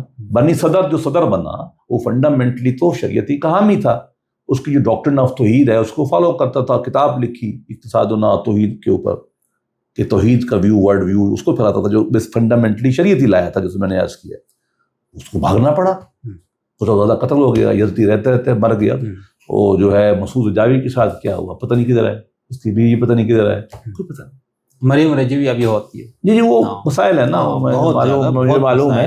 تو وہ پھر سارے قتل ہو گئے، مارے گئے. پھر انہوں نے بھی بندوق اٹھا لی نا، انہوں نے بھی غلط کیا، انہوں نے بم مارا، بہشتی کو شہید کر دیا. پھر دونوں طرف جنگ لگ گئی، پاور اسٹرگل بھی اس میں وہ بیچارہ رہے. انہوں نے بھی تنگ آمد بجا آمد کر کے. اچھا قبلہ اس کے اندر ایک اور چیز ہوتا ہے نا، آپ بار بار جس سے علی شریعتی کی فکر میں یہ ذکر آ رہا ہے نا، مساوات، ابو ذر علامت کے طور پر غریبوں کا، تو وہ جو ہمارے یہاں اس 20ویں صدی میں اسلام کی تشریح میں ایک اسلامک سوشلزم کی شکل آئی، تو آپ یہ سمجھتے ہیں کہ شریعتی اسی کے لمبردار ہیں، اور آپ کا اپنا نظریہ بتائے کہ یہ اسلام کی اس تعبیر کو آپ کہاں رکھتے ہیں؟ اچھا میں یہ لفظ اسلامک سوشلزم استعمال شریعت کے بارے میں کرنا نہیں چاہوں گا. یہ لفظ فنڈامنٹلی رہنا چاہیے کہ ہمارے پاکستان کے بھٹوسٹ جو تھے ان لوگوں نے بنایا تھا، انہوں نے چلایا تھا. یہ ایران کی میں ان نون ہے. البتہ میں نے بڑی وضاحت سے کہی ہے کہ جو تھنکنگ ہسٹری کی ڈائلیکٹیکل میکنزم ہے اس میں شریعتی مارکسسٹ تھا. کلاس اسٹرگل یوٹوپیا بدل دیا، لیکن یعنی وہاں جو ظالم اور مظلوم کی لڑائی تھی وہ بالکل مارکس کا پیراڈائم بظاہر نظر آتا. اس میں کوئی لیکن مارکسزم پہ تنقید نہیں وہ تو کرے گا. وہ کس پہلو سے؟ میں تھوڑا سا یہ سمجھا دیں. میں نے صرف کہا ہے کہ تاریخ کی جدلیت وہ مراد یہ ہے کہ حابیل و قابیل سے جنگ شروع کراتا ہے، وہاں آئے سرمایہ کی جنگ. ان کی تاریخ کیا ہے؟ کولیکٹیو اونرشپ تھی، شارٹنگ موڈ آف پروڈکشن تھا، اس کے بعد جو ہے لینڈ لارڈ ہو گئے، سلیو ہو گئے، اس کے بعد کیپٹلسٹ ہو گئے، پرولتاریت ہو گئے، اس کے بعد پرولتاریت غالب. وہ یہ اسٹرگل کراتا نا، یہ نہیں کراتا. یہ کہتا ہے حق اور باطل کی جنگ تھی، حابیل اور قابیل کی جنگ تھی، اور آخر میں توحید کے ماننے والوں کی شرک کے ٹول وہی لے رہا ہے. اور آخر میں کیا ہوگا؟ زمین پہ جنت ارضی ہوگی، کلاس لیس سوسائٹی ہو جائے گی، جیسا کہ مارکس کہتا ہے. اس طرح لیتا ہے. اور اس میں کوئی شک نہیں ہے کہ مارکسسٹ ہسٹری کا جو انقلابی جذبہ تھا وہ بھی اس نے لیا، ہسٹری کی انٹرپریشن بھی اس نے لی، لیکن صاحب زرے وہ اس کا جو گاڈ لیسنس تصور ہے نا اس کو وہ نہیں لے سکتا نا. مسلمان ہے وہ، تو نمائندہ تو مصطفیٰ ہے اس کا صلی اللہ علیہ وسلم، علی ہے اس کا نمائندہ، مارکس تو نہیں ہے، مصدق بھی نہیں ہے نا. تو لہذا وہ اس سے یہ فائدہ اٹھاتا ہے کہ سوشل جسٹس ہو، جس سے ہوتا ہے کہ غریب آگے آئیں، جو مارکسسٹ کے وہ ضرور لیتا ہے وہ، لیکن اس کی جو یہ ہے کہ مذہب پیدا ہوتا ہے مینز آف پروڈکشن سے، جو اس کا ویو ہے. اخلاق پیدا ہوتا ہے ایک اکنامک اسٹیٹ سے، اکنامک ریلیشن، پروڈکشن ریلیشن سے. یہ تو وہ نہیں مانتا نا، وہ تو پکا ٹھکا مسلمان ہے. لیکن معاشی مساوات کے قائل تھے. جی مساوات کہہ لیں، بلکہ وہ حامی تھے. میں مساوات کا لفظ استعمال نہیں کر رہا، میں سماجی انصاف کا استعمال کر رہا ہوں. وہ اس کو استعمال کرتے تھے. اس میں معاش کے علاوہ سماجی ویلیو بھی تو ہے نا، بڑا چھوٹا بھی تو نہ ہو نا، چودھری غریب بھی تو نہ ہو. ایک اس کا اکنامک پہلو ہے، اس کا سوشل پہلو ہے نا. ذہنی غلامی بھی نہ ہو. وہ تو وڈیرا اگر بیٹھا ہوا ہے تو وہ تو آپ کو روحانی بھی کنٹرول کرتا ہے، آپ کا پیر بھی اس کے ساتھ ملا ہوتا ہے، انٹلیکچولی ملا ہوتا ہے. وہ تمام کے خلاف تھا. وہ آپ کہہ لیں کہ نیو کولونائزیشن، آزادی کا حامی ہے، تھرڈ ورلڈ کے طور پہ ایران کے حقوق کا حامی ہے. لیفٹ کے طور پہ وہ کیپٹلزم کا سخت مخالف ہے. مثلا اس نے، میں جو ذکر ہو گیا پہلے میں نے اشارہ کیا تھا، وہ کہتا ہے کہ کائنات انسانی میں 2 بڑے موڑ آئے ہیں انسانی تباہی کے. ہسٹری میں 2 موڑ ہیں جنہوں نے انسانی تہذیب کو تباہ کیا ہے. پہلا موڑ تب آیا ہے انسانی تاریخ کے ارتقاء میں کہ انسان اسپرچول یونٹی میں تھا، روحانی وحدت میں تھا، اور سماجی انصاف میں تھا، معاشی انصاف میں تھا. پہلے یہ کم و بیش وہی ویو جو مارکسسٹ ویو ہے، کم و بیش. اس کے بعد پراپرٹی، پرائیویٹ کا انسٹیٹیوشن ابھرا، کولیکٹیو اونرشپ ختم ہوئی اور پرائیویٹ پراپرٹی آئی، جس سے انسانیت میں تباہی. مارکس بھی کم و بیش یہی کہتا ہے. اس کتاب ہے وہ مارکس ایجر کی کٹھی آن دی اونرشپ آف پراپرٹی، وہاں دیکھ لیں یہ لکھا ہوا ہے. اس کے بعد اگلا یہ کہتا ہے کہ دوسرا ٹرن جب انسان میں آیا ہے یہ وہ ہے جب مشین دیوار ہوئی، کیپٹلزم ایک طرح سے، کہ اس نے انسان کو غلام بنایا، اس نے جو ہے غریب کو مزدور بنایا، اس نے ایتھکس چین لیے، اس نے کم و بیش یہ فریم ورک مارکسسٹ ہے، لیکن اس کو اسلامائز کرتا ہے. یہ کام ہے مارکسسٹ کا. اپنے بھی نہیں تھے، مارکس نے بھی ہیگل سے اور ریکارڈو سے وہاں سے لے کے اس کو ہاں اس طرح لیتا نا. گلے کی بات نہیں ہے. اس کا کمال یہ ہے، اس کی انوویشن یہ ہے کہ اس نے وہ ٹول جو مارکسزم سے لیے اسلام کے نام پہ استعمال کی، اور اچھے معنوں میں استعمال کی، گڈ ون. ہم تو اس کی تعریف کرنے کے حامی ہیں. نہیں تو اس معاملے میں پھر آپ ہمارے یہاں علامہ پرویز صاحب کو اس لائن میں پرویز صاحب کو ہم بالکل نہیں آپ رکھیں ان گے. کی حدیث وغیرہ انکار کو چھوڑ دینا جو انہوں نے اسلام کی یہ والی تشریح اس کو آپ نہیں رکھتے اس میں. دیکھیے میں دونوں کو الگ رکھوں گا. وہ فنڈامنٹلی پولیٹیکل اینیمل تھا بس. ہاں وہ جو تھے شریعتی جن کا مقصد جو ہے ایک سماجی انصاف قائم کرنا تھا, جو ایک کامن گول ہے سوشلزم کا اور اسلام. ان کو میں اسکالر کے معنی میں رکھوں گا جو دین کی تعبیر نو کرنے والا ہے. اور ان کی جو معاشی تعبیر ہے وہ ان کی معاشی تعبیرات سوشلسٹ ماڈل سے متاثر ہے. بس اتنا, اس سے زیادہ میں نہیں لے جاؤں گا کیونکہ یہ تو قرآن کی تعبیر کرتا ہے, حدیث پہ ڈاکٹرن کھڑا کرتا ہے, سوشل لا پہ بحث. ان کا فیلڈ نہیں تھا, نہ وہ کلام پہ بات کرے گا نہ وہ قرآن پہ بات کرے گا. قرآن سے وہ کیا نکالے گا؟ دولت تمہارے درمیان نہ گھومتی رہے, بھائی ادھر کھڑا رہے گا بس, وہاں سے انقلاب نکالے گا. یہ تو عالم تھے نا, یہ تو اور طرح کے تھے. صحیح. وہ دونوں کا مقابلہ نہیں بنتا ان کا. بہت مقابلہ کریں گے تو آپ اقبال کی طرف لے جائیں گے, وہ خود اقبال کو استاد مانتے ہیں. بالکل ایسے ہی. اقبال کے ہم بھی اسلامی نہیں وہ ہے اس طرح کی چیزیں ہیں. تو اگر آپ قریب ترین رکھیں گے اس کا مقابلہ اقبال کے قریب کریں گے, پرہیز سے نہیں کر سکتے. لیکن قبل اس دور میں جو کیپٹلزم کا دشمن ہوگا, ٹھیک ہے نا, وہ لازماً سوشلزم کا کے معاشی نظریے کا حامی ہوگا. ایسا ہی ہوگا نا؟ نہیں, اس میں ایسا ضروری نہیں. دیکھیے میں آپ کو بتاؤں, یہ جو تھے آپ کے بکر صدر کیپٹلزم کے خلاف تھے. اقتصاد و جو کتاب ہے اپنے تئیں اسلام پہ کھڑی ہے, فنڈامنٹل کتاب ہے. اللہ بھلا کرے شیعہ دوستوں کا کم از کم اس کے ترجمے بتا کے تقسیم ہی کر دے. وہ جو لبنانی تھے, بڑا کام ہے ان کا. علی شریعتی کے دوست اور شاگرد یا کہہ لیں یا ان سے متاثر کہہ لیں بنی صدر اکنامکس آف توحید وہ طرح سے لیتے ہیں. وہ کہتے ہیں گاڈ ایک ہے, انسانیت ایک ہے, یہ تفریق نہیں ہوگی بڑے چھوٹے کی. وہ اس کو اسلامک پیراڈائم میں لیتے ہیں. یہ شریعتی بھی اسلامک پیراڈائم میں لیتے ہیں. اور تھیوریٹیکلی زیادہ بڑا صادر اکانومسٹ تھا بنی صدر, پوری کتاب ہے. وہ یہ کہتا ہے کہ تفریق اسلام کا مزاج نہیں ہے, ہم برابری والے ہیں. اچھا قبل ویسے آپ بھی جیسے ہم نے کہا آپ فقیہ بھی ہیں, آپ کا کلام پہ بھی بہت وہ ہے, اس کے ساتھ ساتھ اسلام کی تمام تعبیرات آپ کے سامنے. تو آپ اپنا بھی نقطۂ نظر بتائیں نا کہ آپ کو ہم سے پوچھے بھائی سوشلزم ایک طرف ہے, کمیونزم ایک طرف ہے, تو ان میں سے اسلام کے جیسے ہمارے یہاں اسلامسٹ حضرات نے معاشی نظام پہ بہت کتابیں لکھی, تو آپ کیا سمجھتے ہیں اسلام کا مزاج؟ دیکھیے سوشلزم کو تو ہم نہیں قبول کر سکتے کیونکہ اس کی کھوک جس سے پیدا ہوا ہے وہ گاڈ لیسنس ہے. نہیں وہ تو صرف معاشی والے بات. جی باقی یہ کہ نہیں ہم اس طرح ان چیزوں کو نہیں لیتے. میں تو ٹرمنالوجی کو پسند نہیں کرتا. میں تو اپنے آپ کو مسلمان سمجھتا ہوں, اور ہم دین کی وہ تعبیر کرتے ہیں جو انصاف پہ مبنی ہے, جو انسان دوست ہے, جو غریب دوست ہے, جو سرمایہ کی تفریق کو تقسیم کو پسند کرتی ہے.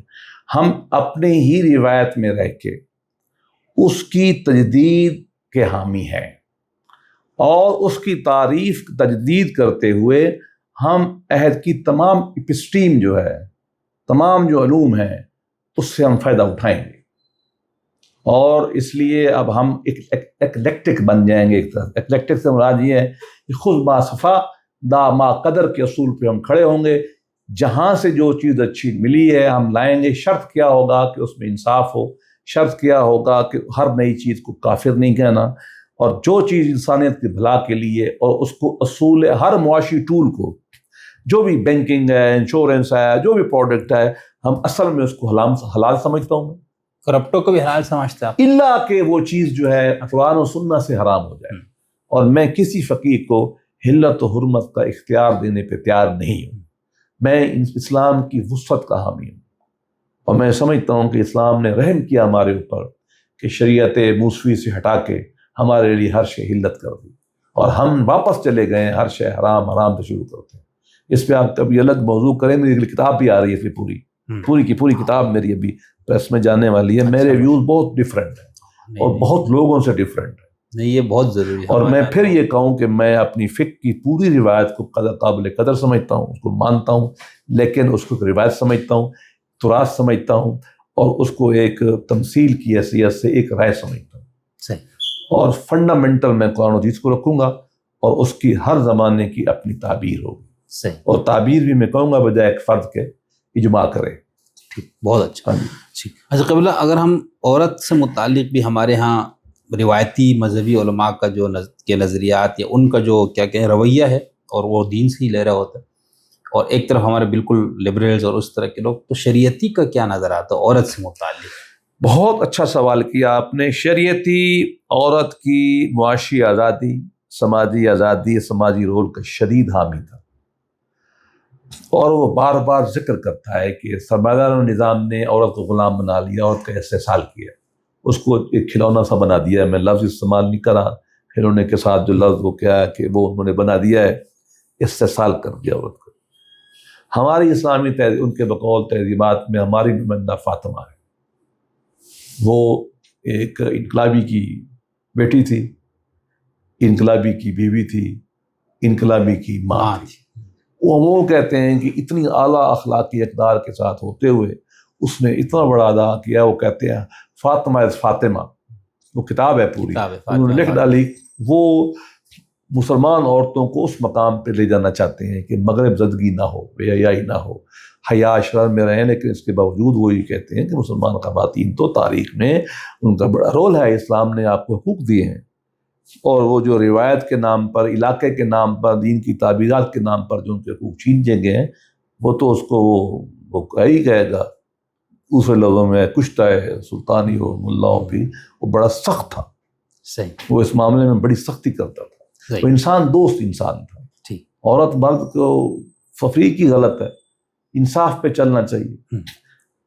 ٹھیک. اچھا، یہ روحانیت وغیرہ پہ آپ نے بات کر لی، یعنی وہ مغربی تہذیب یا سوشلزم، مارکسزم وغیرہ کو بھی جہاں پر تنقید کا نشانہ بنا رہے ہو، وہ اس بنیاد پہ بنا رہے، وہاں پر روحانیت کا وہ سارا ختم. تو اس کا مطلب ہے کہ اپنا ڈاکٹر شریعتی صاحب ایک سماجی مفکر، انقلابی شخصیت، اور دنیا میں جو رائج اس طرح انقلاب یہ سارا کچھ وہ متاثر ہوتے تھے، لیکن اس کے ساتھ وہ یہ کہتے تھے کہ روحانیت کا ہونا ضروری ہے. تو وہ روحانیت کیا چیز ہے جس کو ہونا ہے؟ یہ انہوں نے اسپیشل کتابیں لکھی ہیں، اسپیشل کہ کوئی اسلامی انقلاب نہیں آ سکتا، کوئی اچھا جمہوری انقلاب نہیں آ سکتا، سوشل جسٹس قائم نہیں ہو سکتا جب تک انسان اسلام کی اعلیٰ تعلیمات پہ عمل نہ کرے، جب اخلاق نہ ہو، صبر نہ ہو، اس میں بدی کے خلاف لڑنے کا جذبہ نہ ہو، حتیٰ کہ شہادت کا جذبہ نہ ہو کہ حق کے لیے یہاں تک نہ چلا جائے.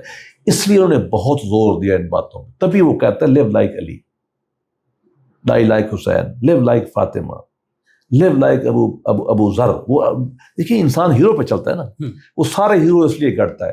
یہ سارے ہمارے کون تھے؟ اخلاقیات کے پیراگون تھے نا، بیوٹی تھے. تو وہ بار بار کتابیں لکھتا ہے اور ساری اصطلاحات وہ استعمال کرتا ہے جو قرآن و سنت کی ہے. جیسے میں نے بتایا، میں بھول رہا ہوں کتاب باز گشت ہے یا اس کی جو اس طرح کی جو کتاب ہے یا نگہداشت ہے، ان دونوں میں سے ایک نام رکھا ہے اس نے. یہ خالص فنڈامنٹلی جو ہے نقشبندی اصطلاح ہے تصوف کی. تو اسلام کا جو انر پہلو تھا اس کا بہت ساگر ہے، خود ایکسٹرنل پہلو کا حامی نہیں تھا. اس کی شکل و صورت دیکھیں، ٹائی لگاتا تھا نا، کلین شیپ تھا، سگریٹ پیتا تھا، بال. ہمارے علماء کے تحت ابا تو نہیں تھی نا جی، جو ہمارے ایران کے علماء تو بہت ہی سختی کرتے ہیں نا، ہمارے بھی کرتے ہیں، ایران تو اور زیادہ آگے چل گیا. تو وہ انہیں اس طرح نہیں تھا، لیکن شدید ہر لمحے اس کو فکر تھی کہ کوئی اچھا انسان اسلامی اخلاقیات کے بغیر نہیں بن سکتا، کوئی انقلاب نہیں آ سکتا اسلامی اخلاقیات کے بغیر. اس لیے ہر لمحے وہ آپ کو یہی بتاتا ہے کہ مصطفیٰ صلی اللہ علیہ وسلم کی اتباع کرو، علی کی اتباع کرو، فاطمہ کی اتباع کرو، ابو ذر کی اتباع کرو. تو وہ اسلام کی اخلاق تعلیمات کی شدت سے ضرورت کا حامی تھا، اس لیے اس کا ذکر کرتا تھا. اور اپنی زندگی بھی ان کی جو ہے کوئی ایسی نظر نہیں آتی کہ جو کسی ہماری جو شرع کی چیزیں ان کے خلاف کرتا ہو. صحیح، مطلب عام مسلمانوں کی حیثیت سے رہتا تھا. ہاں، شکل و صورت سازگاری اس کی ہماری طرح تھی، وہ ماڈرن تھا، اور سازگاری ہم اس سے ہی توقع کرتے ہیں. اقبال بھی ایسا ہی تھا، بس فرق تھا کہ اقبال میں تھوڑی مونچھیں تھیں اور دھوتی پہنتا تھا، دھوتی پہنتا تھا، وہ کوٹ پینٹ پہنتا تھا. ایران میں کلچر یہی ہے. ہاں صحیح. اچھا قبلہ، میں نے ایک الگ مستقل سا وہ رکھا تھا کہ انقلاب ایران کے حوالے سے کردار، پھر انقلاب کے بعد جو ان کے فکر کے ساتھ ضمناً اس پہ کچھ باتیں آئی. اگر میں چاہوں گا کہ تھوڑا سا اگر کیونکہ اس حوالے سے آپ کا اپنا بہت زیادہ، میں آپ کو بس کروں اس فکر کو ہم 3 حصوں میں تقسیم کر لیتے ہیں: انقلاب سے پہلے، انقلاب کے درمیان اور انقلاب کے بعد.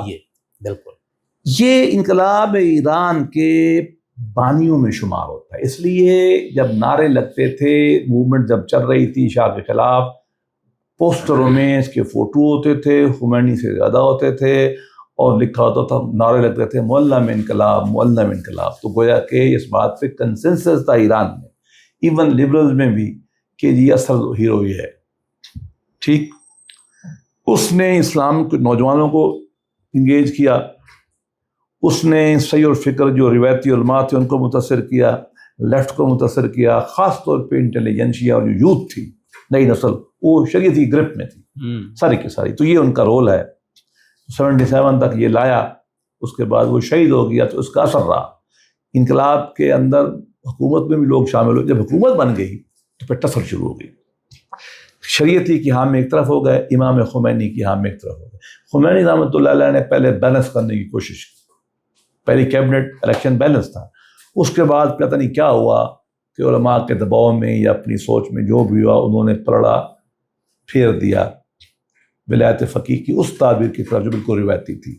وہ جب تعبیر بنی، ان کے آئین میں آئی اور وہاں لکھ دیا گیا کہ شیعہ تعلیمات ہوں گی اور امام ہوگا، اور امام بنانے والے بھی خود بنانے ہیں اور انہوں نے ان کو امام کو بنانا ہے. تو عجیب سا ایک نظام بن گیا جو عملاً پاپائیت کے قریب تر ہے. تو صاف ظاہر خمینی جو شریعتی کی ماننے والے تھے وہ لڑ پڑے ان سے. وہ لڑائی جو ہے وہ پھر قتل و غارت اور بمبنگ تک، وہاں تک بدقسمتی سے چلی گئی. اب انقلاب ختم ہو گیا. انقلاب کے بعد جو ہے شریعتی غائب کر دیا گیا. صاف ظاہر دوسرا لڑا غالب آ گیا. ان کے ماننے والے مار دیے گئے، غائب ہو گئے، چپ ہو گئے، بھاگ گئے. ٹھیک، جو بچے وہ کچھ لڑے پھر چپ ہو گئے. اس کے بعد جو بھی منسلک تھے ان کے ماننے والے وہ غائب ہو گئے، یونیورسٹیوں سے فارغ ہو گئے، ادارے بند ہو گئے. اور جو ان کا مرکز تھا حسین ارشاد، وہ تالا لگ گیا، آج تک تالا ہے. کتابوں پہ پابندی لگ گئی. پھر ایسا پابندی والی بات بالکل صحیح ہے، میں نے آنکھوں سے دیکھا، میں نے پوچھا ہے لوگوں سے. پھر آہستہ آہستہ پابندی کھلی کتابیں. میں جب آخری دفعہ ایران گیا ہوں تو اردو بازار جو ہے نا، جو ان کا وہ آزادی اسکوائر ہے، وہ جو شاہ کا مانومنٹ ہے، اس کے ادھر ایسٹ میں جو روڈ جا رہی ہے نا، یہ وہاں بہت بڑا بازار ہے. تو وہاں انہوں نے کہا آپ کو کتابیں ان کی چھپ گئی ہیں. مطلب یہی میں 3-4 سال میری پرانی معلومات ہے وہ میں نے لی فارسی میں، میرے پاس سارا سیٹ پڑا ہوا ہے. تو انہوں نے کہا کچھ چھپ نہیں ہے، ابھی پوری نہیں چھپی. یہ میری ذاتی معلومات وہ بتاتے ہیں. لیکن کوئی انسٹیٹیوٹ بناؤ جیسے بنتا ہے نا جی، اس پہ کام کرتا ہو، ان کتابوں کا ترجمہ ہوا، نو. کوئی آدمی ہو جو ان کا نام لیتا ہو اسٹیٹ ٹیلی ویژن پہ، نو. کوئی آدمی ہو کوئی ڈپارٹمنٹ کا نام ہی رکھا ہو، یونیورسٹی کا نام، یہی کرتے ہیں نا ہم سارے. ہم نے عبدالسلام کا رکھ دیا یار، جس پہ اتنا اختلاف پایا جاتا ہے، مذہبی لوگ مارتے بھی ہیں، رکھ دیا نا قاعدہ یونیورسٹی میں، اور بھی رکھ دیا. ان کا تو نہیں رکھ سکتے نا آپ. تو آپ اندازہ لگا لیں. کوئی کہتا ہے کہ یہ ہر شے کھلی ہے تو میں پوچھوں گا نا ان سے کہ بھائی بتاؤ کون سے چوک کا نام رکھا، کون سڑک کا نام رکھا. سب شہداء کے نام پہ ہے نا وہاں. اچھی بات ہے، شہداء کو انہوں نے کیا ہے. اس کی بات یہ ہے کہ نہ ہی ان کے بعد ان کے بچوں کا خیال کیا گیا، نہ ان کے نام پہ اسکالرشپ دیے گئے، نہ اس کا ادارہ کھولا گیا، نہ اس پہ انسٹیٹیوٹ بنا کے تعلیمات کو آگے اپنائی نہیں، نہ کتابیں ان کی ترجمہ ہوئے نہ دنیا میں گئیں. وہ تحریکی گئی نا، سب لوگوں میں گئی نا، کدھر گئی؟ تو گویا کہ ایمانداری کی بات ہے نہیں ہے. یہ بالکل اس کو فارغ کیا گیا ہے، جو بدقسمتی ہے. اس کی وجہ یہ ہے کہ ہم سب کو، ہم یہاں بھی نہیں کرتے. میں ایران کی بات تو نہیں کر رہا، ہم نے کہاں قبول کیا یہاں؟ علامہ اسد کو نہیں کیا قبول ہم نے فضل الرحمان کو نہیں کیا. اس طرح کا وہی ماڈرنسٹ تھا نا، نہیں کیا انہوں نے وہ قبول. کی بدقسمتی مسلمانوں کی ہے، اس میں ایران کا یا پاکستان کا نہیں. یہاں تو چلو ان کو تو معاشرہ یا مولویوں کا دباؤ تھا، وہاں تو اسٹیٹ نے کیا. نہیں وہاں پرابلم ہے، مولویوں کی حکومت بن گئی نا جی، مولویوں کی حکومت بن گئی. بالکل. یہاں بن جائے گی جیسے افغانستان میں، تو یہ بھی وہی کر لیں گے. یہاں بن جائے گی تو پھر بھی وہی کریں گے، بلکہ اور سختی کریں گے میرے خیال میں. تو میں زیادہ میں کیا کہہ سکوں، بدقسمتی ہے ہماری. میں تو سب سے کہتا ہوں، میں اس لیے کہہ رہا ہوں کہ ایرانی یا ہمارے ان کے حامی پاکستان کے دوست ناراض نہ ہو جائیں. یہاں بھی یہی حالت ہے، سعودیہ میں، سب ملکوں میں یہی حالت ہے. کسی ایک ملک کا نہیں ہے یہ ہمیں نہیں ہے، ہمیں کھلنا ہے، ایسے ہی ہمیں اوپن کرنا ہے. اور ہمیں چلو کوئی لمٹ سے طے کر دیں. بھائی ہمارے جو پہلے امام بنے ہوئے ہیں، اپنے زمانے میں تو لوگوں نے ان کو بھی زیادتی کی، بعد میں ہم نے مان لیا نا، عین ممکن ہے یہ بھی کل ہمارے امام بن جائیں. ایسے ہی آپ دیکھو نا، خمینی صاحب کی مخالفت ہوئی نا بہت زیادہ، عراق میں ہوئی، علماء نے کی، قم میں علماء نے کی. اندر کے جھگڑے آپ کو پتہ ہے، مجھے ہی پتہ ہے، ہم تو بیان نہیں کرنا چاہتے. آخر آہستہ آہستہ آہستہ تو خمینی امام بن ہی گیا نا. اب نائب امام تو نہیں چلاتا. اب میں کیا اشارہ کر رہا ہوں یہ آپ سمجھتے ہیں. وہ کہتے ہیں نا مجمع جہاں پہنچانا تھا وہاں میں نے پہنچا. امام تو ہے نا وہ, ایسا ہی ہے. مطلب مجتبیٰ کو بھی امام کے بغیر نہیں بول رہے. امام بولتے ہیں نا جی. یہ شیعہ فکر میں تبدیلی ہے اور میں اس کا حامی ہوں. میں آپ کو بتا دوں اس فکر کا حامی ہوں, لیکن ولایت فقیہ کا حامی ہوں. میں اس بات کا حامی ہوں کہ شیعہ پولیٹیکل اسٹرگل میں آنے چاہیے تھے. یہ کوائٹس رویہ ٹھیک نہیں تھا, لیکن اس کی ہسٹوریکل ریزن تھی, مار بہت پڑی تھی, بہت نقصان ہو گیا تھا, وہ بنا لیا. اب حالات نہیں رہے نا وہ, اب تو وہ قتل و غارت نہیں ہوتی نا جس طرح زمانے میں وہ کرتے تھے. اب تو وہ زمانہ نہیں ہے, خوش رہو جمہوریت آ گئی ہے, میڈیا خود قتل غارت شروع کر. ہاں جب اب ہمیں چاہیے کہ ہم تھوڑا اوپن اپ کریں اپنی ساری چیزیں, اور ایران والوں کو بھی سوچ لینا چاہیے کہ مستقبل انہیں کیا کرنا. کیونکہ ہمارا بہت سے دوست جب کہ ہم یہ کہتے ہیں شریعتی کو اس طرح وہ کہتے ہیں تم لوگوں کو کچھ نہیں پتا, وہاں تو بہت ان پہ کام ہے, کتابیں چھپتی ہیں. اچھا بھائی چلے بتا دو. میں نے آپ کئی مثالیں اس طرح میں نے آپ کو پرٹیکولر سوال پوچھے ہے نا, ہمیں بھی معلوم ہے نا, تو بتا دیں. بلکہ یہ جو مسعود صاحب کیا نام ہے جن کی کتاب 4 سال جو آخری وہاں پر رہے, جی ہمارے مختار مسعود صاحب کی جو وہ ہے لو ایام اس مسعود, اسی کے اندر انہوں نے لکھا نا کہ انقلاب کے بعد جو پہلا ہی سال تھا وہ جب شریعتی کے ان لوگوں نے کچھ بنانا چاہا کوئی پروگرام, تو ان کی کرسیاں اکھاڑ دی گئی, ان کو بالکل اجازت نہیں دی گئی. بھائی دیکھو میں زیادہ ان کو بار بار بتانا مناسب نہیں ہے, اور بنیادی فکر میں اختلاف ہے نا, تو کیسے وہ قبول کریں گے؟ سادہ سی بات. اور ایک اور پرابلم ہے, دیکھیں مذہبی اسٹیٹ میں پرابلم کیا ہوتا ہے؟ پرابلم یہ ہوتا ہے کہ وہ حق پہ کھڑی ہوتی ہے, حق وہ جو وہ سمجھتی ہے, اور ہر دوسری چیز باطل ہے. آپ مجھے بتائیے باطل کو وہ کیوں آنے دے گی؟ آپ اس طرح ہم سمجھے نا بات, وہ بالکل ٹھیک کر رہے ہیں اپنے تئیں. ہمارا موقف بالکل یہی ہے کہ نہیں, یہ سوچ ٹھیک نہیں. اور اللہ کا شکر اس وقت ہمارے پاس سنی دنیا سے ایک مثال ہے, افغانستان کی شکل میں شیعہ دنیا سے. دونوں مشکل ہے, مذہبی اسٹیٹ دونوں مشکل ہیں. مذہبی اسٹیٹ ہے تو پھر کس مائنڈ کے ساتھ ان کا یہی ہوگا. اور دیکھیے یہ ایران سے لوگوں سے پوچھے, اس طرح کی حکومتیں بن جاتی ہیں. سوویت یونین حکومت, اسٹالن حکومت اس سے بڑی سخت تھی, 70 سال میں چلی گئی نا. ابھی ان کو ہوئے ہیں 50 سال. اس کا عقل مندانہ طریقہ یہ ہوتا ہے کہ ٹرانزیشن کی جائے آرام سے, ورنہ انقلاب آتے ہیں, اور انقلاب بلڈ ہوتے ہیں. اور ایک بات تاریخ انسانی میں طے ہے, میں پھر دہراتا ہوں, ایک بات انسانی تاریخ میں طے ہے, آپ انسان کو آزادیوں سے مکمل طور محروم نہیں کر سکتے. آپ فرعون بھی ہوں گے, آپ ہٹ جائیں گے. واہ واہ. آپ اسٹالن جیسے مضبوط لوگ ہوں گے, آپ غائب ہو جائیں گے. آپ ہٹلر جیسے کیوں نہیں ہوں گے, آپ غائب ہو جائیں گے. یہ تاریخ کا سبق اگر کسی کی سمجھ میں آ جائے, مجھے بھی آ جائے, ان کو بھی آ جائے, تو معاملہ آسان ہے. ہم نے مٹ کے ان لوگوں میں اپنا نام لکھوانا ہے, یہ ہمارا اپنا چوائس ہے. بہت اچھا قبلہ, چونکہ آپ نے آگے پروگرام آپ کرتے ہیں جانے, بس آخر ایک سوال کروں گا. 3-4 پورشن میں نے رکھے تو وہ انشاءاللہ پھر دوبارہ جب میں آپ سے, اگر ہم آپ سے یہ پوچھیں کہ شریعتی کی آپ اس وقت کیا ان کی عصری معنویت کیا ہے؟ مطلب تو انقلاب وہ سارا دور گزر گیا, سرخ اور سفید بھی ختم ہو گیا, دنیا میں جو سوشلزم اور اس کا جھگڑا تھا وہ بھی مک گیا, تو ہون کیا ہے عصری معنویت کی ہے؟ بالکل صحیح سوال, بہت اچھا سوال. دیکھیے ہمیں سوچنا چاہیے کہ کیا شریعتی کے جو بنیادی اصول تھے فکر کے, ایک طرح ان کی تطبیق اطلاق ہے, اپلیکیشن ہے, ایک فنڈامنٹل اصول ہے. میرا اپنا خیال ہے کہ اس کے فنڈامنٹل اصول ریلیونٹ ہیں. کیسے؟ نمبر 1, اسلام کی انہوں نے انقلابی تعبیر کی. اس میں کیپٹلزم کو, سوشلزم کو, ملائیت کو برا بلا کہا, شہنشاہیت کو برا بلا کہا. آپ کو پتا وہ کیا کہتے ہیں؟ حج پڑھو نا ان کی کتاب. وہ یہ کہتے ہیں کہ جو آپ وہ کہتے تھے, سنیں اچھا ایک پوائنٹ آ گیا, ضروری تھا. وہ کہتے ہیں کہ ایک ہوتا ہے حکم کا فارم, ایک کنٹینٹ, ایک حکم کا برتن ہے, ایک کے اندر مال ہے.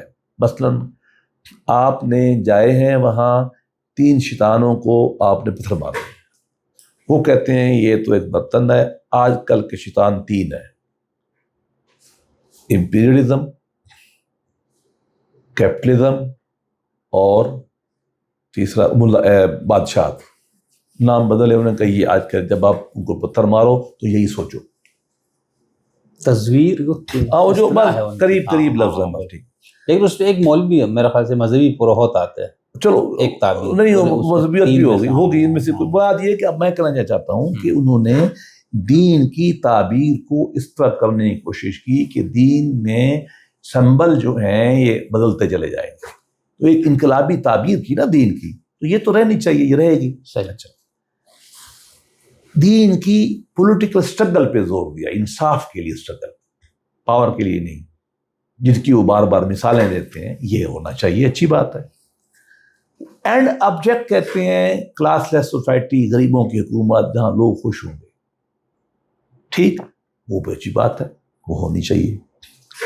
اسلام کی تعبیرات میں جیسا میں نے عرض کیا کہ نیو کولونیل تھیوری, ڈی کولونائزیشن کی تھیوری, اسی طریقے سے کیپٹلزم کے سے جو منفی چیزیں لے کے, سوشلزم سے اچھی چیزیں لے کے, انہوں نے استعمال اسلامی ٹول استعمال کر کے ایک نئی فکر بنا کے لوگوں کو اسلام کو ریلیونٹ کیا نا لوگوں کے لیے.